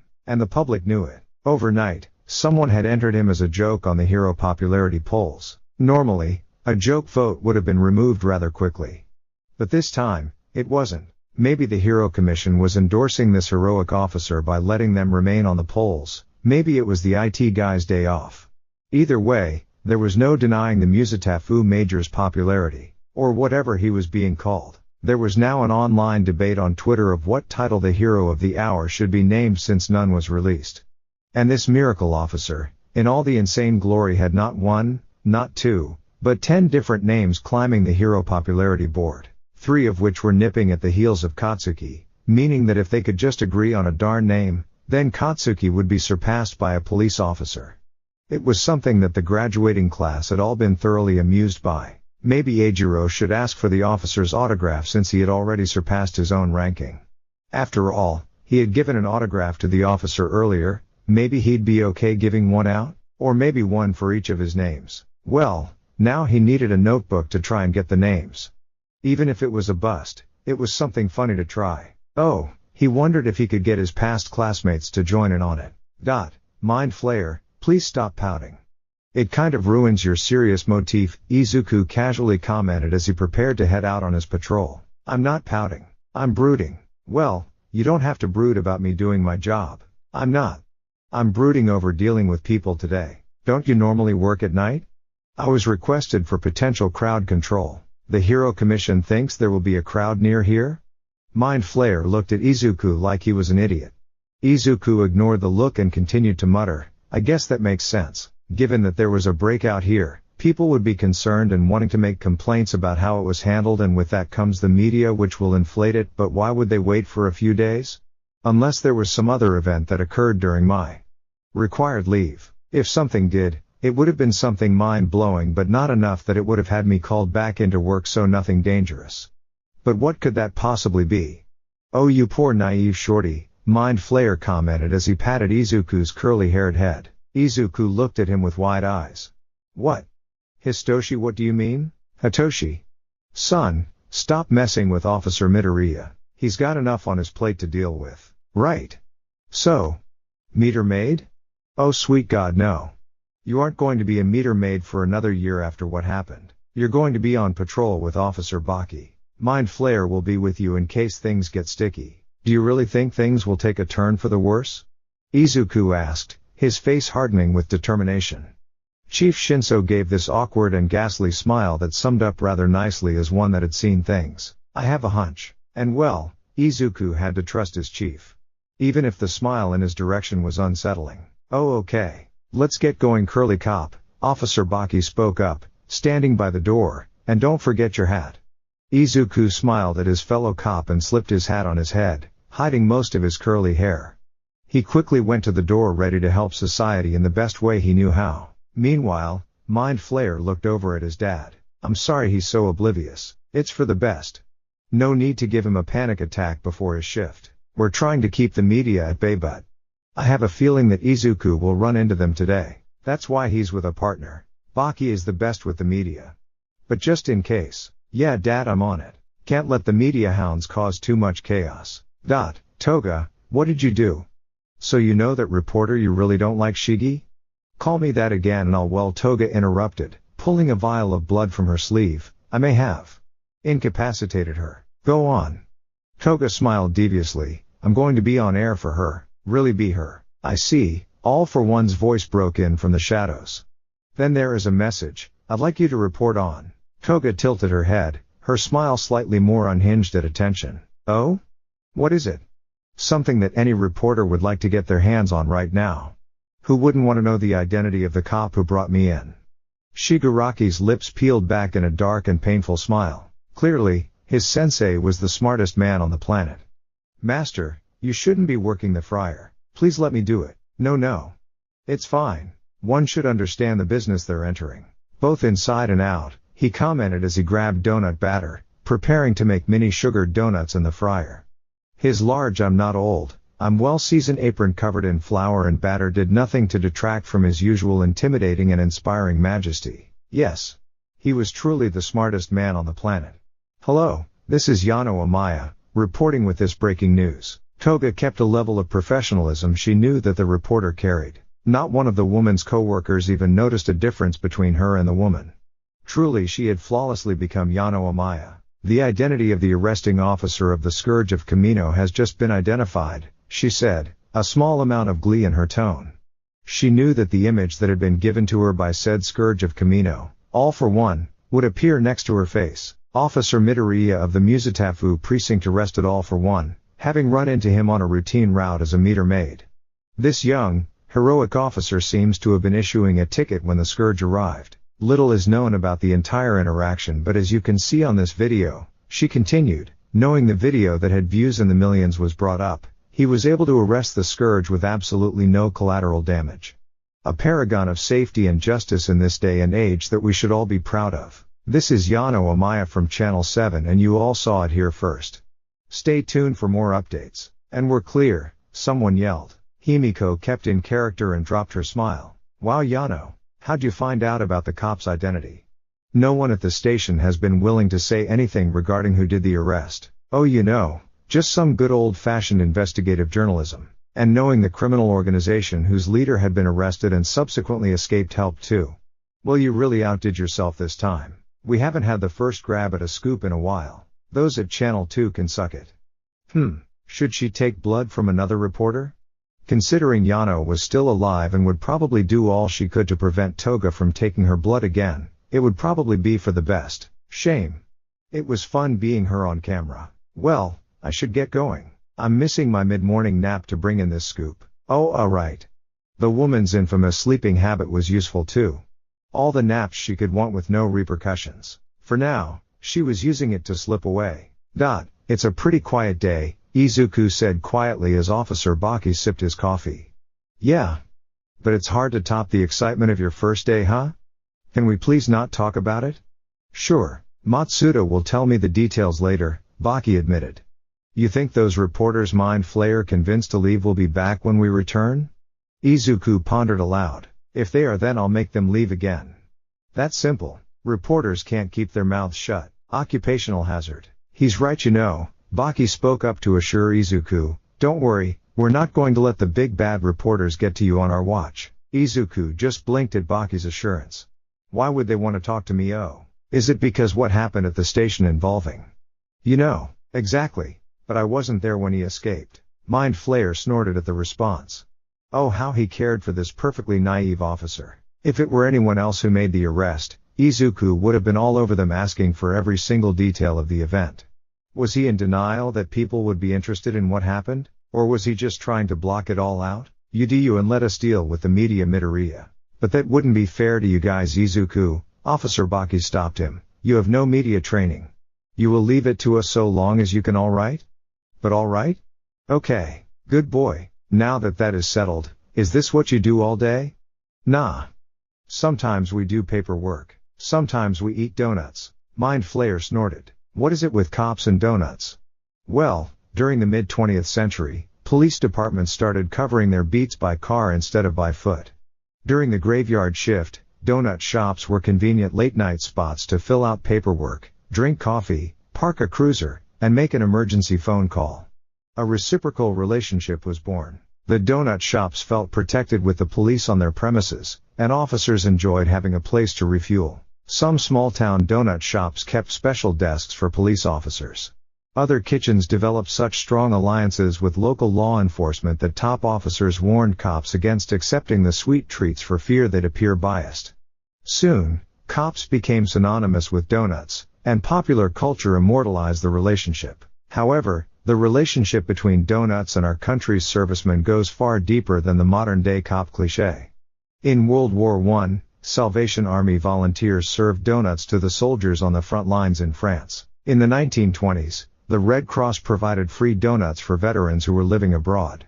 In fact, the tradition of serving donuts to America's protective forces can be traced all the way back to a New York Times article from 1898, in which volunteer cooks served a group of soldiers a batch of the homemade pastries. Mind Flayer's mouth dropped at the information dump on donuts of all things as Izuku turned to him and gave him a cheeky smile. Officer Baki really likes history and donuts. He practically memorized online articles about the historic connection between donuts and cops. Donuts are good. And there are so many of them. Cake, classic ring, creme-filled, custard-filled, jelly-filled, long johns, mini cinnamon, twists, apple fritters. Do fritters even count as donuts? Izuku asked as Mind Flayer was still trying to wrap his head around the fact that apparently Officer Baki was to donuts as Izuku was to quirks. Kind of. I mean, a donut is deep-fried dough or batter, usually in a ring shape with all sorts of sugar and flavorings, or a flat circle with filling like jam, custard or cream. A fritter is made by deep frying a food covered in batter. So an American corn dog is a fritter. Got it. Corn dogs are not donuts. Nor are they fritters, Officer Baki hissed in disgust. But you said I know what I said.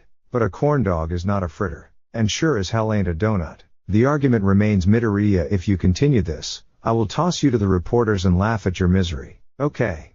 I won't say anything more about it. The three sat in silence for a moment. Wait, would a donut be a fritter? Mind Flayer asked. ᴜᴇ was a worrier by her very nature. It was a scary world out there. And her son, her baby boy, was a police officer in a world of incredibly dangerous individuals. Still, her son was smart. He'd been top of his rather unconventional classes at the police academy. She knew that most other officers wouldn't have been as involved in certain arrests like her son had been, but well, he had always been a bit of a trouble magnet. Case in point, the recorded moment floating around the internet of his first ever arrest. She had nearly had a heart attack seeing the video, and had called Mitsuki in worry seeing her son arrest a man whose height reminded her of her husband and the famed once muscular hero All Might. She had heard who the eyeless man was. All for one. She had been so worried. Even a reassuring and soothing call from her husband hadn't been able to calm her nerves. He seemed so certain that Izuku was safe. He sounded so proud of him and the remarkable feat he had accomplished. His reassurances had been interrupted by a phone call from Izuku's number. She had been so relieved when Izuku had called her once he was home, assuring her that he was okay, that he was unharmed. She had wept tears of relief hearing his voice, as shaky as it had been. Izuku was finally returning to work and she was ready to bring a little special treat to the officers who worked at the ᴅᴜ station. A large basket filled with a variety of onigiri for them to enjoy. She hoped her son would be at the station, being able to hug him and feel that he was safe and alive. She was pulled out of her thoughts with a frantic knock at the door. She picked up the basket and walked over, a little curious, her nerves starting to build in her stomach. Now who could that be? She walked over to the door and opened it slowly, her face peeking out to see a flash of light. A loud chorus of questions began to bombard her. Mrs. ᴜᴜ, how does it feel to be the mother of the ᴅᴜ Major? Mrs. ᴜᴜ, are you worried that the scourge of Camino will come after your son or your family? Mrs. ᴜᴜ. Ms. ᴜᴜ. Are you proud of your son? Can you tell us what happened? Is your son single? ᴜᴇ slammed the door shut with nerves overtaking her. She walked over to the phone as the reporters seemed to get even louder. She dialed in a familiar number and waited. ᴜᴇ darling? What a lovely surprise, Hisashi spoke smoothly. I was just about to call you. What timing then? Honey, is your friend still in the neighborhood? Is there something bothering you, honey bun? There's a swarm of people outside my home. They have cameras and microphones and they're asking so many questions I'm a little worried. Don't worry my sweet honey bun, I'll ask my friend to help clear those pesky individuals away from our home.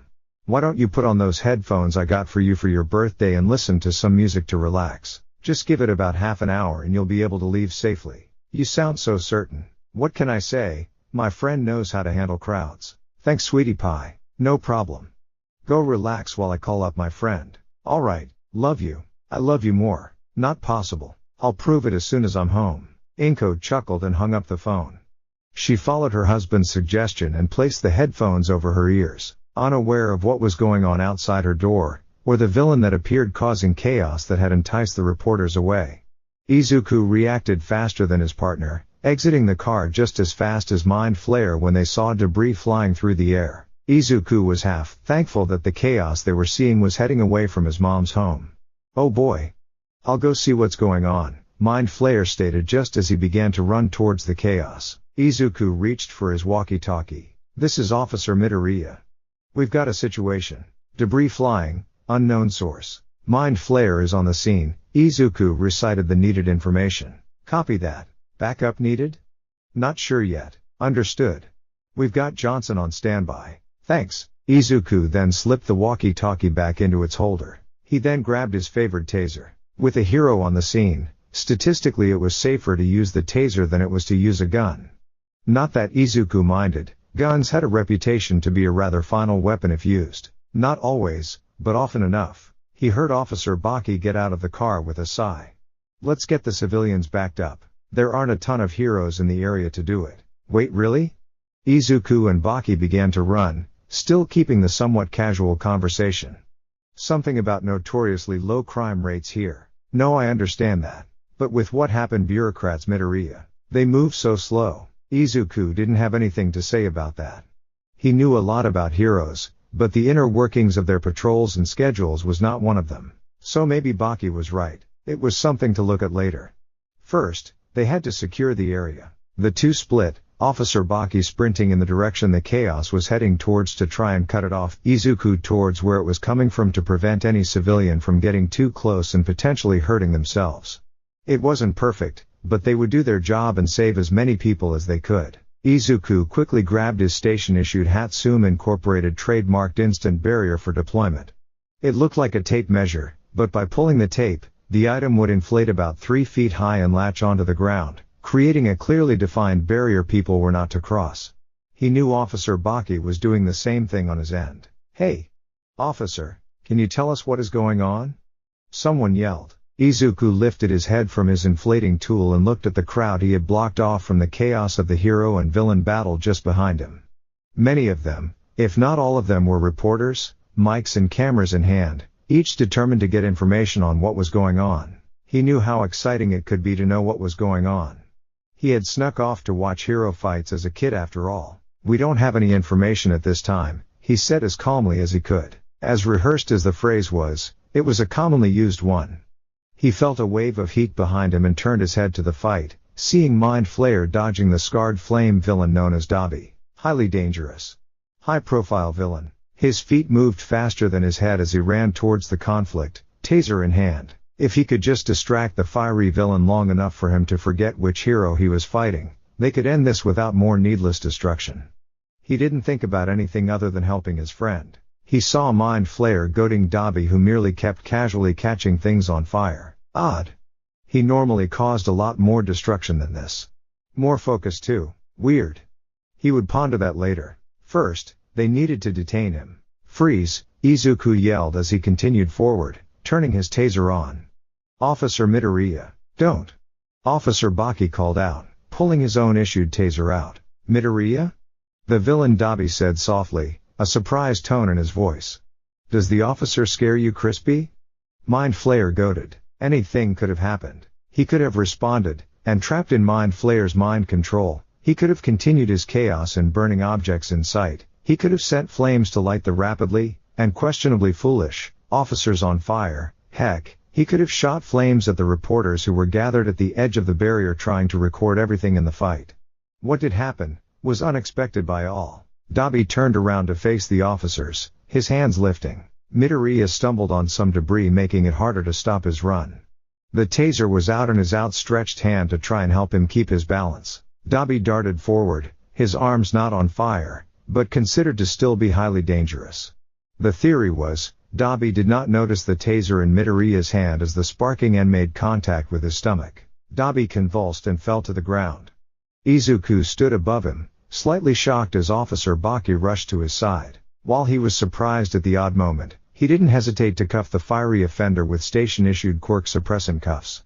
While I appreciate the help, Midoriya, that was insane. Please don't try that again, Mind Flayer stated dryly. The hero and the two cops led ʟ to the police cruiser that would take him to the holding cell that still worked back at the station. None of them heard what the reporters were saying over the crackling and diminishing fire that was in the area.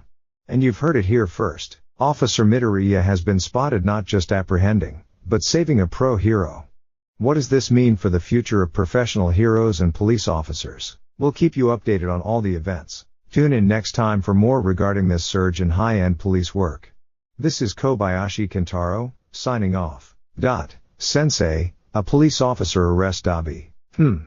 Odd. I sent him to distract a few reporters. Not to get arrested. No matter, he'll be out shortly. The same officer who arrested you arrested him, Tomura added as he began to scratch his chin and throat.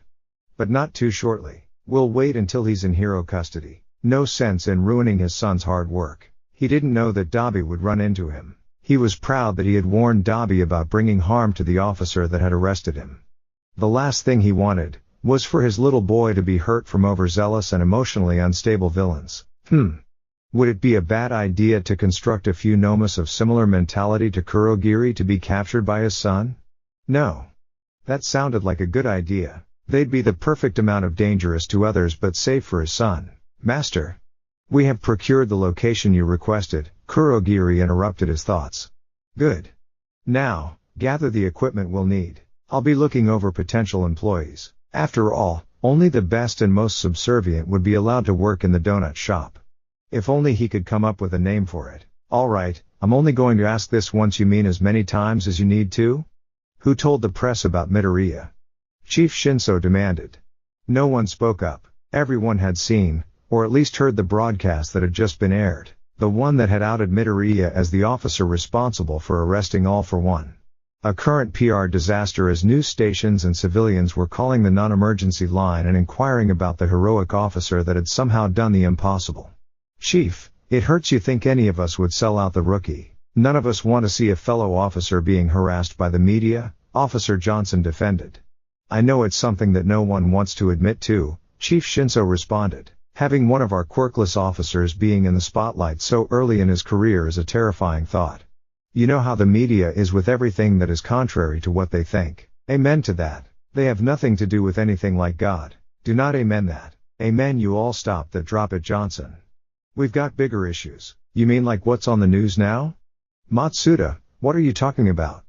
Baki didn't inform us the media were watching Mind Flayer's takedown of ʟ. Nor what actually happened. Of course not. We're back. Izuku interrupted as he walked into the station next to the apprehended criminal. Mind Flayer stood on the other side and Officer Baki was behind ʟ, guiding him to the newly refurbished cell, funded by the ever-generous Hero Commission. Hey Midoriya, second day and another arrest? Abe commented with a raucous laugh. Izuku lowered his head, his face taking on a slight blush from embarrassment. It was an accident. I tripped. You? You know what, just get him to the holding room. You can explain later. Yes, Chief, I got this. Midoriya. You, sit. Contemplate your life while I take Arson Face here to the holding room, Officer Baki offered. It's okay. I can handle it, Izuku quickly spoke up. ʟ just watched as the officers with shock and awe. He could now somewhat understand why All for One had an interest in keeping an eye on the police officers. A cop who had only been working 2 days had managed to arrest him by accident. Just what the hell were they training these cops to do? Perhaps the donut shop wasn't just some confusing decision. Perhaps it held more logic than he had given it credit for. He didn't struggle as Officer Midoriya led him to a holding cell, undamaged, unlike the other one he had passed. So, the scourge of Kamino broke out of that cell, huh?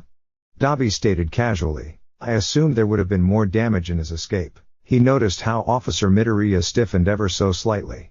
No doubt from fear of the criminal he had arrested. Yeah, he was very powerful. Sent a few officers to the hospital, Officer Midoriya admitted. Anyway, you'll be in here until the Hero Commission sends their bus. And the heroes? ʟ did not miss how the officer's eyes lit up at the mention of heroes. A personal connection perhaps? Who could the little officer possibly have a connection to? ᴅᴘᴛᴏ, aka Todoroki Shoto, hadn't expected to be called into a backwater police station in a location that held little crime. Sure, he knew that the particular station he was being called into did run into the scourge of Kamino, had even captured him before his old man had the unfortunate timing to have him escape. But it hadn't even been a week since the incident, and there was another, significantly notable arrest, at least, according to his old classmate ᴅᴜᴛᴏ. The criminal Dabi had been captured by the same man who had performed the capture of the scourge of Kamino, and as a hero with a high level of familiarity with fire, he was one of the best to contact with this. It may not have been the scourge of Kamino, but he would not allow a villain to escape under his watch like his father had, no matter who they were. ᴅᴘᴛᴏ? Are you going to answer me? Are you coming, or am I going to have to call ⴜᴜ? ᴅᴜᴛᴏ sighed over the phone. Oh yeah, he had to answer ᴅᴜᴛᴏ. I'll be there in a moment. Don't let him escape. Really? They have their best guy on it right now, and I've got my eye on it too, ᴅᴜᴛᴏ responded. The call ended without another word, and with Shoto rushing to the out-of-the-way location of the Muzutafu precinct, All for One entered his new building through one of Kurogiri's portals. A building that would be the headquarters for keeping an eye on his baby boy, a little dusty, a little illegally obtained, but hard to prove it, and best of all, he was just across the street from his little boy's work. The perfect location. Kurogiri, bring in the employees. It's time to get this place set up, he said with amusement clear in his voice. Kurogiri reopened a portal. This time, various individuals of questionable criminal background appeared, one way or another hired to work for All for One. The smile All for One had his employees on edge. Shall we begin? I want this place ready by morning. His choice of attire, a tight black shirt with an adorable, green-tinted duck with a donut in their little wing, black slacks and an apron with an embroidered duck and duckling on it, did not detract from his usual terrifying form. Perhaps it was the hulking form. Perhaps it was the unnerving smile that they had associated with the chaos of villainy. No one was quite sure why this was more terrifying. Oh, and make sure no one sees you working. We don't need officers snooping around with some of your records. The employees looked over at each other, unaware of the crimes that each had committed that landed them at the feet of the most wanted man in all of Japan. There was a click at the door, surprising Izuku slightly. He looked to the door and saw a hero that looked half encased in ice. Dabi clenched his cuffed fists on the table, recognizing the hero quickly. Oh my gosh, you're ᴅᴘᴛᴏ, the absolute zero hero. Your quirk is fascinating, being able to create the amount of ice that you do and manipulate its creation to form all sorts of items or paths. Izuku began to rattle off excitedly, a notebook seeming to appear in his hands from who knew where when he was interrupted by the hero he had been rambling to and about. You may leave, officer, ᴅᴘᴛᴏ stated in a cold tone that was rivaled only by his own quirk, cutting off the officer from his tangent. The excitement left his face and embarrassment seemed to take over. I can't. Procedure dictates that an officer must remain with individuals of high concern in custody, Izuku responded. It wasn't really a well-followed rule. But Izuku didn't feel good just walking out of the room. It had been bad enough that he had tased Dabi by accident. Even if he was to be arrested for his crimes. It was embarrassing for Izuku to say the least, even more so in front of such a cool hero with a high capture rate. Dabi raised a brow looking at the meek-looking officer. Normally, he associated officers with just listening to heroes and doing what they requested, kissing up to the more powerful individual. Even ones that had brought in criminals weren't usually so rule-abiding when requested by a hero. Just who was Officer Midoriya? ᴅᴘᴛᴏ just kept an even and unamused gaze on the officer. It will be safer if you leave. I am to do whatever it takes to ensure the villain remains in custody to Tartarus. Hold on. He's already bound. Are you threatening to attack a man in custody? Officer Midoriya gasped. That was not acceptable in Officer Midoriya's book. He's not causing any physical harm at the moment and is restrained. Dabi decided that he liked this meek and awkward officer. Well, as much as he was amused by him. He wondered if he would have responded the same way if it had been ⴜᴜ walking through those doors. But putting that aside, he couldn't help but stroke the fire a little bit. I'm surprised you're worried about what he said he'd do to me when he openly admitted that he would attack you without hesitation, Dabi stated. It wasn't exactly what was said, but who was he not to utilize a comment and turn it into a threat? ᴅᴘᴛᴏ's gaze grew colder in his direction, nearly matching ⴜᴜ's in its intensity. Dabi only smirked back. Then again. His old man is known for the same tactics. His smirk didn't falter seeing ᴅᴘᴛ's glare grow more intense. Please don't antagonize each other, Officer ᴜᴘ said with a slightly worried sigh. Officer, I implore you to leave the room. You're not capable of making sure the villain doesn't escape. Odd you'd say that considering he was the arresting officer, ᴘᴑ snarked. Stop. Please, ᴅᴘᴛ, if you are determined to keep an eye on ᴘᴑ and are concerned for my safety, why don't you step outside and stay on the other side of the one-way window? Officer ᴜᴘ said as calm as he could. ᴅᴘᴛ didn't say anything, but he also made no effort to move out of the room. Izuku reached to his side out of habit, his hand landing on his taser in his belt. It was just a habit. Just a habit. His police academy days were abnormal to say the least. He just hoped it really didn't come down to tasing a hero again. Thankfully, everything seemed to be at a standstill, for now. He only hoped it would last. So, Mr. ᴘᴑ, if you would allow me to take your statement, Izuku began as he tried to take control of the bizarre and uncomfortable situation. He was seen causing havoc in public. He is a wanted criminal, ᴅᴘᴛ deadpanned. Izuku looked back at the ice-wearing hero. Please don't tell me how to do my job, Izuku pleaded. I don't tell you how to do yours. ᴘᴑ let out a laugh at the statement as Izuku's face turned bright red in embarrassment. And no offense to you. Izuku tacked on. ᴅᴘᴛ just blinked at Izuku. The social lack of response was unsettling. ᴅᴘᴛ? You keep stuttering. Is my quirk bothering you? It isn't active. No that's not it, Izuku said nervously. There was another unsettling blink from the hero. All for one took a deep breath in their newly acquired location. Yes, everything was coming along perfectly. So happy for his new setup, even with the hiccup of ᴘᴑ's arrest, he paid no attention to the villains in the corner setting up the room. There was little he could do with the aesthetics without his eyes after all. Would that scare away the officers he would be listening in on to get information on his ducky? Should he get some fake eyes to help with that? No tattoos. And glasses would be more like goggles. So caught up in his thoughts, he didn't listen in on Tomura's little discussion with Toga. What is this? A sign. For the shop. Every store needs one. Tomura glowered at the large neon sign in front of him. It was large and obnoxious. And worst of all, his eyes darted over to the shirts that had been ordered for this cover of a shop. The shop was supposed to be Ducky's Donuts. The sign said, insert statement here. What the heck, Toga? Tomura hissed. Even the dumbest NPCs are going to know this is suspicious. This is going to blow our cover. We aren't using it. We already paid for it. So, we should use it. It's a waste of a sign. Nah, it's great. It'll bring people in. Izuku looked away from ᴅᴘᴛ, his face flushed in embarrassment as he couldn't help his stammering. So. Mr. ᴘᴑ, shall I take your statement? He squeaked. ᴘᴑ smirked as ᴅᴘᴛ just stared blankly at the arresting officer. Are you cold? Mr. ᴅᴘᴛ, he squeaked. I am not cold, I promise. Now, Mr. ᴘᴑ, why your statement? ᴘᴑ's smirk grew as this disaster unfolded between the hero and the very nervous officer. I got offended. So, I burned the offense. And what was that offense? Officer ᴜᴘ asked. He merely shrugged while keeping his amused expression. ᴘᴑ leaned forward, as if to share a secret. Their faces. That's not really an offense, Officer ᴜᴘ muttered quietly. Was to me. Alright, Officer ᴜᴘ replied as he began to write down ᴘᴑ's statement. It was interesting to say the least. Normally, there would be somewhat sympathetic defenses, at least in the eyes of the arrested individual. But this seemed so insincere and knowing how vile and painful he could be to others. It was this level of danger that came from a notorious villain such as a member from the League of Villains that made him thankful that he was sitting beside a hero. Even if he preferred working with Mind Flayer in this situation than the stranger media dubbed Ice Prince, partially because he had worked through his anxiety with Mind Flayer and he could actually talk to him without stammering.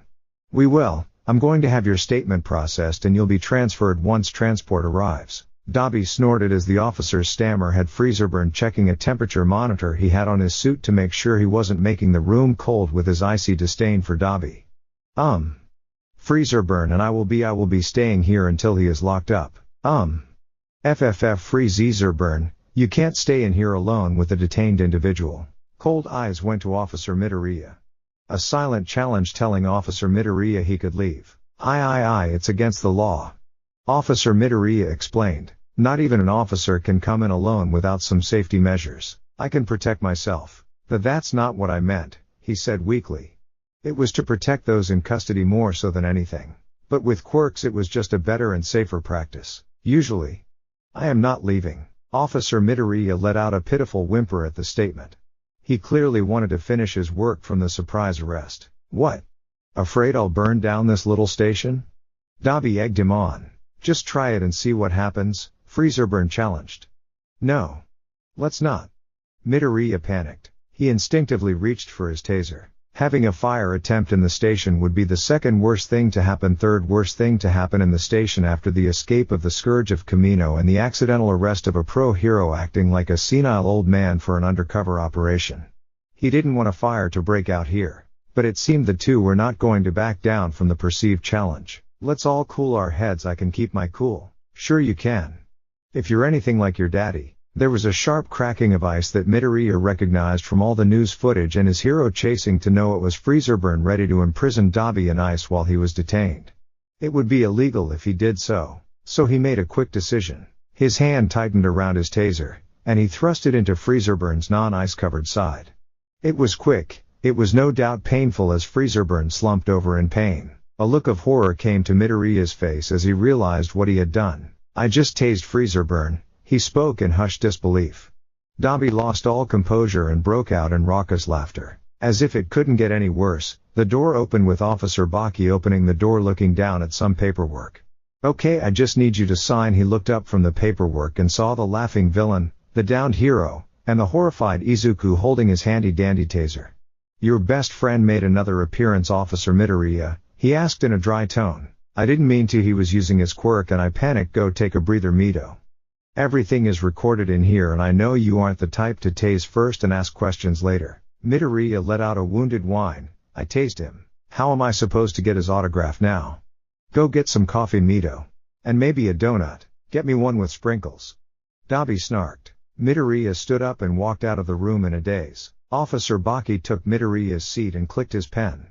All right, I'm Officer Baki and I'm going to finish your paperwork. Izuku looked at the taser in his hand in horror. His best friend, as his fellow officers liked to call it short for beastly electric shocker tool for ready intervention ending naughty deeds, had been used against a hero. How was he ever going to live this one down? Officer ᴜᴜ, are you all right? Chief Shinso asked. Izuku felt like a little bit of his soul left his body at the question. How could he be all right when he had just tased a hero? That bad, huh? Izuku let out a pitiful noise. I can't show my face again. Officer Shinso wondered if he had discovered his fan base. Or the fan art. Sounds like you could use some coffee. Why don't you get into some undercover gear and get some? Izuku nodded his head listlessly as he walked to the back room to change. They didn't have much in the means of undercover, but a hoodie and a ball cap would work fine. And after what he had done, he wasn't sure he could show his face to anyone. He changed quickly and latched his mind onto the two orders he had been given. Coffee, and donuts. How generically cop-like. Still, it was a good distraction to his failure as a human being moment. Coffee and donuts. He could do this. Walking away from the station, he noticed an abnormal amount of people on the street. There were reporters outside the station he purposely avoided in his own mental shame. But there was another group of people that were kind of staring at another location. He found his eyes being attracted to the bright neon that was hanging over a new business. He blinked in confusion seeing the bright gaudy colors that simply said insert statement here. What? Nothing was going to plan. While everything had been set up to the required safety standards that would keep his little boy safe when he came to procure a tasty treat, the design was all off. Well, according to the security camera that was just installed that he was using as his eyes on the inside via a quirk he won in a poker game, never mind or mention that he had in fact lost that game and just outright stole it. Point being, the colors were off. The tables and chairs did not match how he envisioned they would look. The whole place looked awful. No one was to mention that it could just be that he hasn't slept since he had been arrested by the unassuming at the time police officer. That just maybe he was sleep deprived and not thinking as rationally as he could be. That even a man of his power needed to sleep at some point. Instead, survival was the game as sleep deprivation had sent All for One into a bit of an angry tantrum. Can you do nothing right? He growled as he casually flipped a table, sending it crashing into the wall. The sound of splintering would easily identifiable to the criminals working at the establishment. Why was it so difficult to find good help? Perhaps he should just build his employees like he had with Kurogiri, that would be far simpler than dealing with this mess. Instead, he had the ragtag group of individuals he had allowed Tomura to gather. Why must his successor be so? Not what he needed. Sure, Shigaraki was a delightful disaster that could bring mayhem on a theoretical cosmic scale. But he was atrocious at every other aspect, including bringing the most incompetent individuals he ever had the disgust of scratch that. They were second-tier annoyances just behind the loathsome line of brother stealers and successors that followed. Still, he couldn't help but wonder if they would handle this endeavor better. His ducky deserved the best. This must be perfect, he commented, grabbing one of the chairs. With a casual display of power, he showed his displeasure by demolishing it at once. The loud crunch reverberated throughout the shop. Perhaps it would be more intimidating if not for his face, created to blend in. The googly eyes and ill-sticking eyebrows with his face mask with a duck stitching to match the apparent name of the covered donut shop. Izuku stared at the sign longer than he would like to admit. He wasn't sure what the neon sign was for with the odd name, but who was he to judge? He was just on a mission to clear his head and get some donuts. He continued on his way towards a well-known coffee shop that catered heavily to officers.